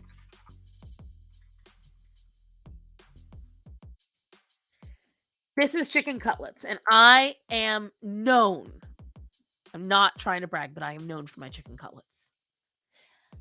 And right now I have the ability to get everything I need to make them properly. My husband is very excited. Oh, I know lasagna spaghettis. I didn't know the other two. They flew over my head. Thanks for the new info. Right. And so I'm going to be making these next Tuesday. Is Penny hungry? Yeah, she's at it again, Esteban, even though she got a full bowl of food. Now, I don't know if she only got a couple of bites and then ran under the couch, and thus other cats got it for her. But I know when I leave this room, I have to hobble my ass over to the kitchen and throw more food for her. Yay. These are some of the things I'm going to be making. And if I have time, I might make a dessert. I don't know if I'm going to have the time. The good thing about most of what I'm making is a lot of it is stir it together and shove it in the oven. What's going to take me the longest is right here. Chicken cutlets take the longest. So these are going to be the last thing that I'm going to make on the stream. Because that will be my dinner that night. So, and I'll make extra chicken cutlets that my husband can eat later. So I'm going to get like a lot of chicken. I already bought some of the ingredients. I bought the pecorino and I bought the breadcrumbs to make sure I had enough. And I want to make sure I have the chicken fresh. So I'm going to Costco next week because they are the only place that sells chicken breast at the price that I want. And I'm going to be getting a shat ton of chicken. So my husband's about to be thrilled because I'm making it. Charles the same way. He wants more than what's on his plate. Sometimes it gets annoying, but I still love him. See, the problem is that plate is probably empty. That's the problem, Esteban. It is probably very empty. Someone else ate it all. Penny was too scared to finish it before, but now that it's later and everyone else is eaten and full and they're tired and they're all napping, now she wants it. Which is the problem. What, Nova? Lord almighty. So, that is the plan. That is what I'm going to be doing. The idea is I'm going to be able to make enough that my husband will have work food that he can cut up and take to work. My husband will have a couple of each. My goal is to make a few small baked ziti, a few small lasagna, and stick them in the freezer. Make one big, large one of each to bring to dinner for the family.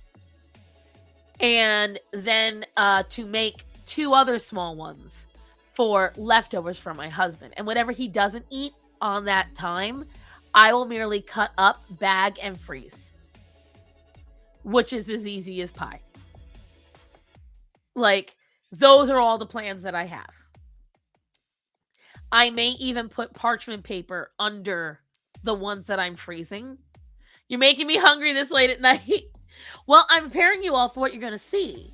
Because this is easy for me to make. And I might, in between all this, afterwards, make my mac and cheese. My husband has been asking for it. So I'm not sure. But as you all know, from what you saw, my last cooking stream, the entire cooking stream was making mac and cheese.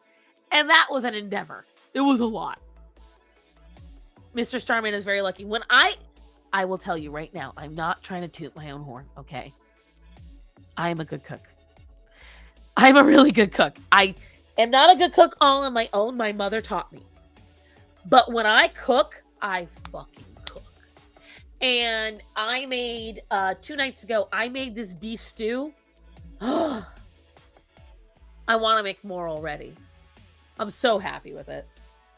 I made this beef stew, and it's one of these things I completely perfected the recipe on my own due to it started out as a struggle meal, and now it is just delicious. And I regret giving away some portions to people that I love, but I appreciate that they love it, so I let it go. And that's one of my favorite parts about being a good cook, is that the people that I love that get to enjoy it, they really enjoy it. They really enjoy what I make. So, but I'm excited. I'm excited for next Tuesday. I'm excited to cook all that stuff for you guys. But I am going to cut it short. I know it's only 2 hours. I normally stream for 4 hours, but I have to get up at 4 or 5 in the morning to drive Starman. So I'm going to get ready to go to bed. Leon's somewhere reading a newspaper, raises his head. He can say whatever the hell he wants. He don't have to believe a damn thing. One day I will cook for Star Son. I don't know. A lot of people don't like to cook for me because I'm picky. I am very picky. Because here's what I'm going to tell you guys. I don't like spicy. I don't like condiments. I don't like tomatoes. I don't like pickles. I don't like sour. I don't eat peppers except for bell peppers. I don't like sour cream. Let me see. What else don't I like? I don't like beans except when they're in a stew. I have to be in the mood for certain foods to be able to eat them that day. I don't eat a lot of pasta. We're the same, for real, for real. Like, when I tell you guys, I am the least picky person. What I am picky about, wow, my scar really shows up. Hendrix did this one. He bounced off the chair trying to chase Penny, dug his... No, I promise you, Rachel, you will not fix me. Everyone. I have had top chefs try. It won't work. Because I know. So my boss, right? She believed I was lying about the spicy thing. She thought I was making it up. She thought that it must be all in my head. Well, fried chicken, of course, is on the table, and I make damn good fried chicken. I said I will fix you. Listen, Rachel. I will break you if you try. Not because I'm going to be mean, but because you're going to look at me and be like, but. And I'll be like, sorry. And I'm going to tell you the story, and this is why. So my boss, she originally had an Asian restaurant. Okay. And she was making these crab cakes for everybody. But she likes to make everything spicy. She's Vietnamese, so it makes sense. This is going to be my parting story to all of you. You'll like it. And she made distinctly different. She made mine, quote unquote, different. Okay? Oh, see, that's the first problem. You're going to try to make me Hispanic food. I don't eat Spanish food at all. Hi, Dylan. I eat what people would consider bastardized. But anyway, so she made me these crab cakes. She brought them over, and I could see the color difference. So I could tell she had done something different for mine. She made it less of something. Okay? I took a bite, and my mouth was on fire. And I looked at her. Right? And I said, you used spicy mayo in this, didn't you? The look on her face. How did you know? The fucking phrase, spicy mayo? See, because she thought if she didn't put the extra spice in it, you need to work your way. No. I have tried to walk the path, and it ended in upchucking. There is no path for me. I do not wish to work my way towards it. You don't want to hear my opinions? You're going to cancel me like Asian Talk canceled that chick with the bucked up teeth. So pasta, if you're wondering why I don't eat a lot of pasta, it actually upsets my stomach after a while. It has to have, it has to be filled pasta like tortellini or ravioli or manigato stuffed shells. And so my boss learned that day that I have a very sensitive tongue. I know. I can smell it. I can taste it. If there's something I don't like in it, I can spot it a mile away. And then it's done. And I won't touch the food again. I have tried numerous times. I know what I don't like. Well, now it's just personal to eat good food. Who said I don't eat good food? I just don't eat the food that you like. Uh-huh. Trust me. You can try and you will fail. And that is not a challenge. I am just preparing you for the inevitable. Because I have done a bang-up job of trying to fix my food problems. I just don't enjoy it. Like, people that enjoy spicy food, they enjoy the spicy feeling. I don't. I don't like it. It is unpleasant. And it makes my stomach upset, and it makes my back end upset. And I have IBS. I already have enough reasons to have an upset stomach. I don't need to add to it. Anything that is super sour usually has vinegars in it. So Chaco was right that Star said isn't Italian, she's American. Oh no, there are many Italians like me. They're just Northern Italians. And it's a matter of I have done a lot of experimentation on what I know I like and what works for my stomach. And that's it. What you will always get me to eat always is meat. With the exception of veal. I don't like veal. But you give me meat. Oh, I enjoy meat. Nothing beats a good steak. A properly seasoned and grilled chicken is phenomenal. You make pork right, it is to die for. Lamb, all of it. You give me meat, I'm happy. Every day. Oh, and I don't like sweet things at my dinner as well. I have made girlfriends and boyfriends fall in love with me from cooking them one meal. Baby, you can dream the dream. I need to break your heart. It's not going to happen. It is not going to happen. And I will tell you, everyone gets disappointed. Everyone. Because I am a texture and visual person as well. And that's part of the reason why I can't handle Hispanic food. I'm going to be straight with you. It all looks like puke. I look at that plate and I want to upchuck. I can't do it. It is sloppy, a lot of it. And this is just my opinion. People that love it, you love it. It's not for me. It's just not for me. I promise you. Even I hate tacos. I don't like tacos. I can take a flour tortilla and put stuff in it. You're from the Caribbean. Caribbean food is spicy. I've tried Caribbean food. It's bad. It's bad for me.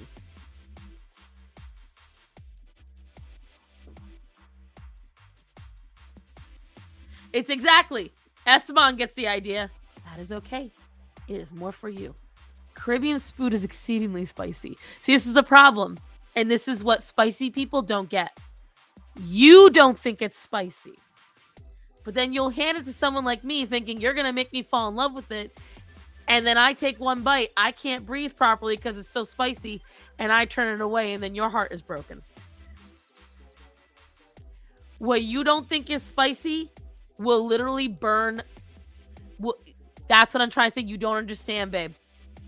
I don't have any tolerance. Zero. None.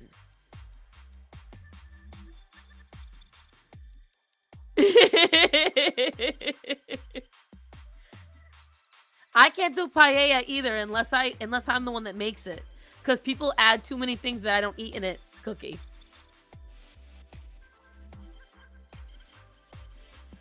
My spice tolerance is I can have some black pepper. That's it. Here's what the thing is. If you don't make it spicy, if you don't make it sour, if you don't make it tomatoes, I'll eat it. But don't try to change my palate. It's going to break your heart. Why would that be bad? German cuisine it's not mine. I will tell you right now, I am not a German cuisine kind of person. Again, they enjoy way too much sauerkraut. They enjoy way too much just there's just shit that they pay that I don't like. I'm just not a German food kind of person. Yes, but the thing is, I don't want to have to do all that work to become tolerant of it. It's not worth it to me. See, those don't register as spicy to me. But I use sweet smoked paprika. I don't use other paprika. I use garlic powder and onion powder all the time. See, again, you would never know. If I go out in public with you and I go eating with you, you'll never know. Because I scour the menu to ensure what I'm picking is exactly what I want.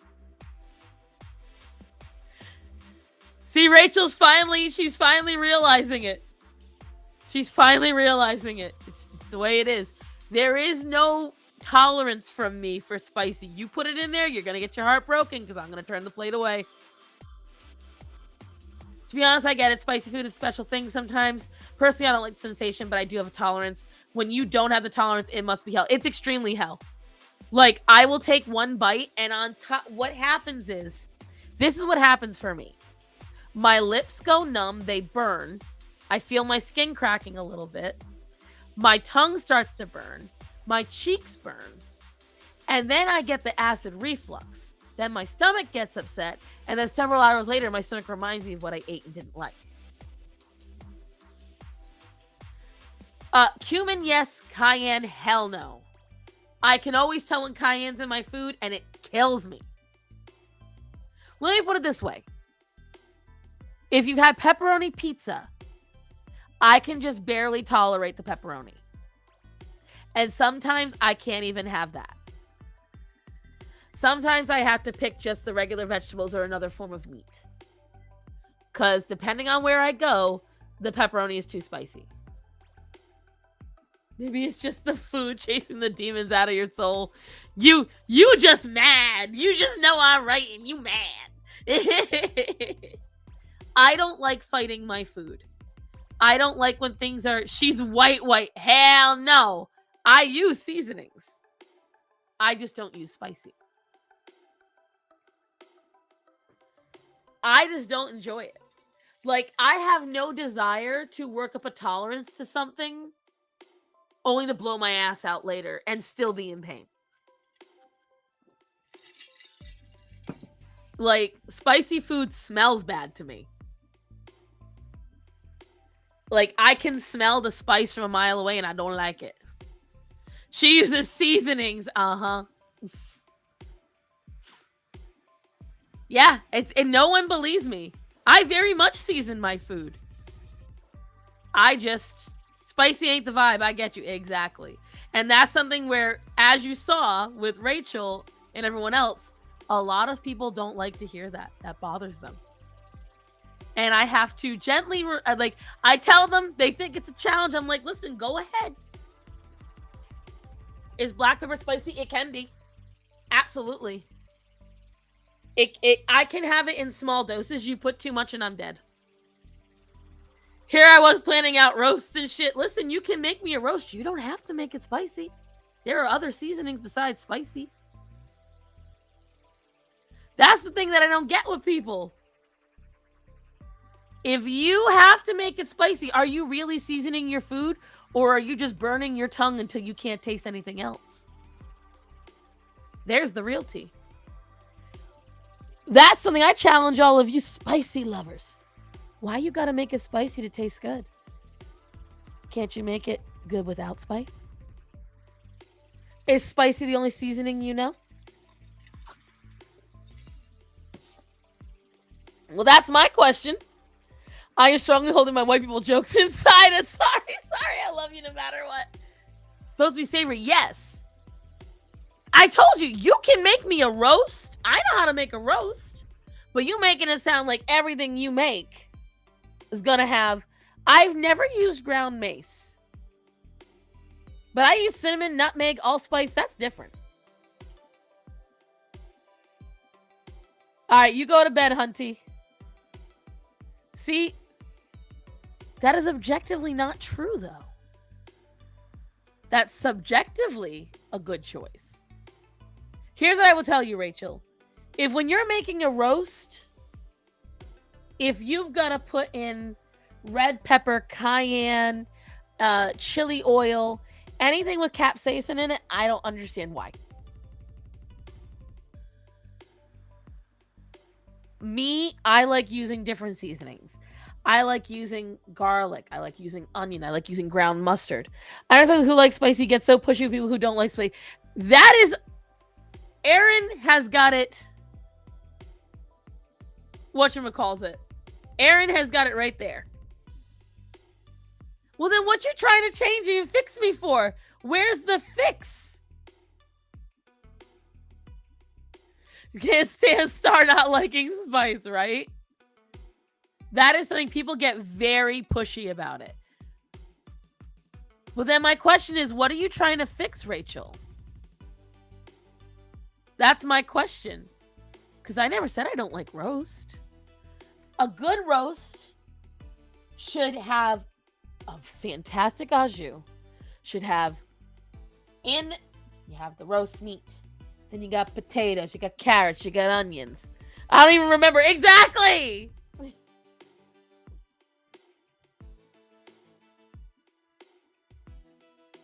And I am in the last column. I do not like it.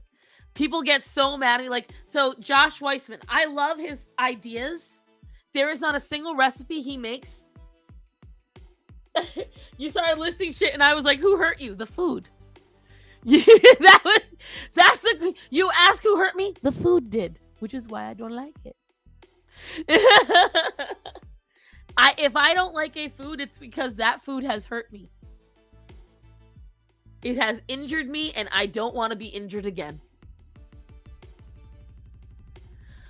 A good roast should have spice. Get out.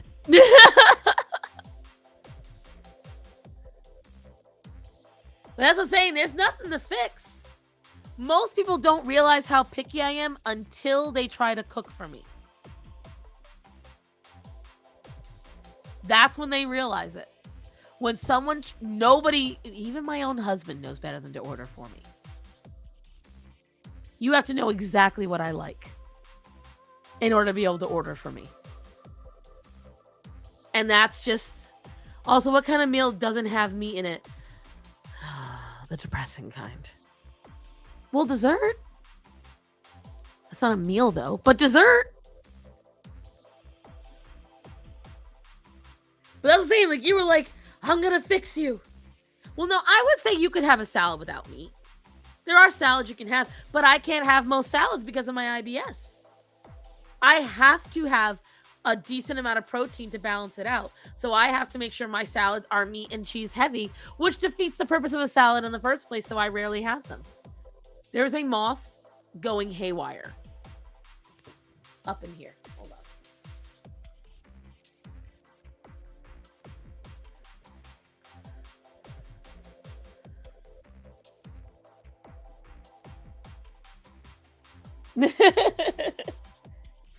If you decide without meat, you're just asking to suffer. Well, vegan and vegetarian meals. Who else would it be, right? Rice cakes, the glutinous or the dry kind? Uh-oh. I hear Starman yelling at Orion. I think I might have to get to go soon.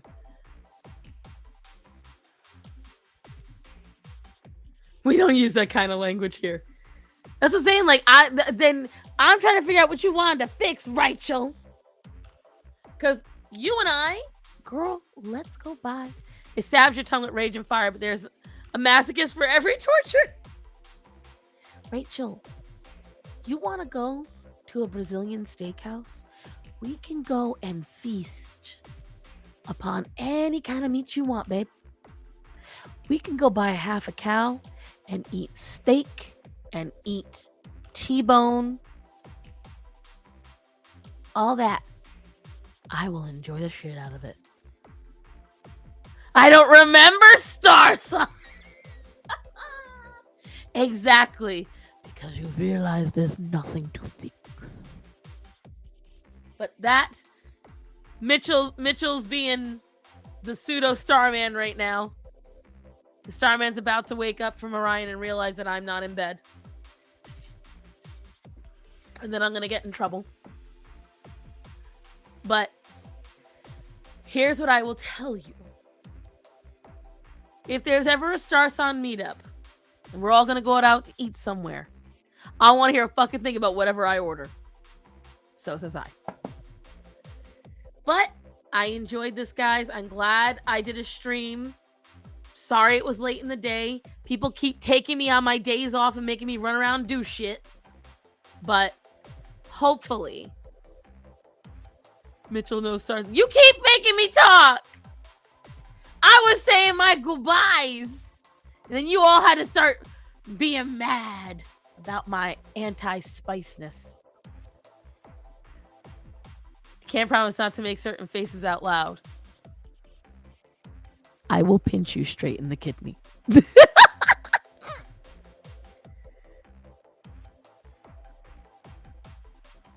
my mouth will be silent. Thank you, little fox. Someone's on my side. Well, Aaron's on my side too. But here's what I will tell you guys. I appreciate you all being here. I think we had almost 23 people at one point, which for this time of night was pretty good.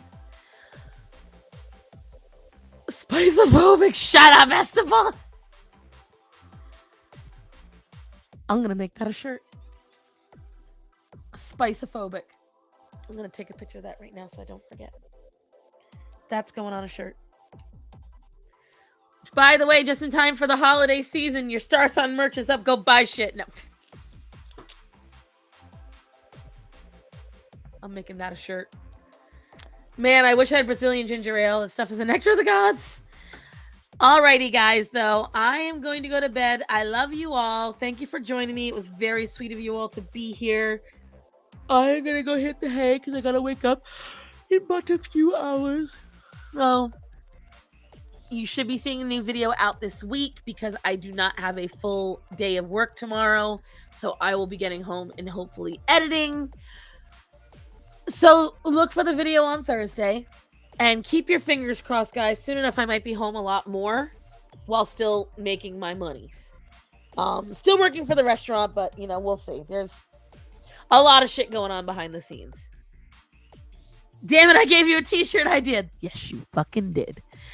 Good night, everyone. Oh! Cookie, go to bed. You're worse than me. Good night, everybody. Remember to tell the people that are important to you that you love them and to be safe. So, guys, I love you. Be safe. I will see you at my next premiere, and you will see me next Sunday, Monday, and Tuesday with my respective lovelies. Good night, everyone. Stay safe. I love you. I'm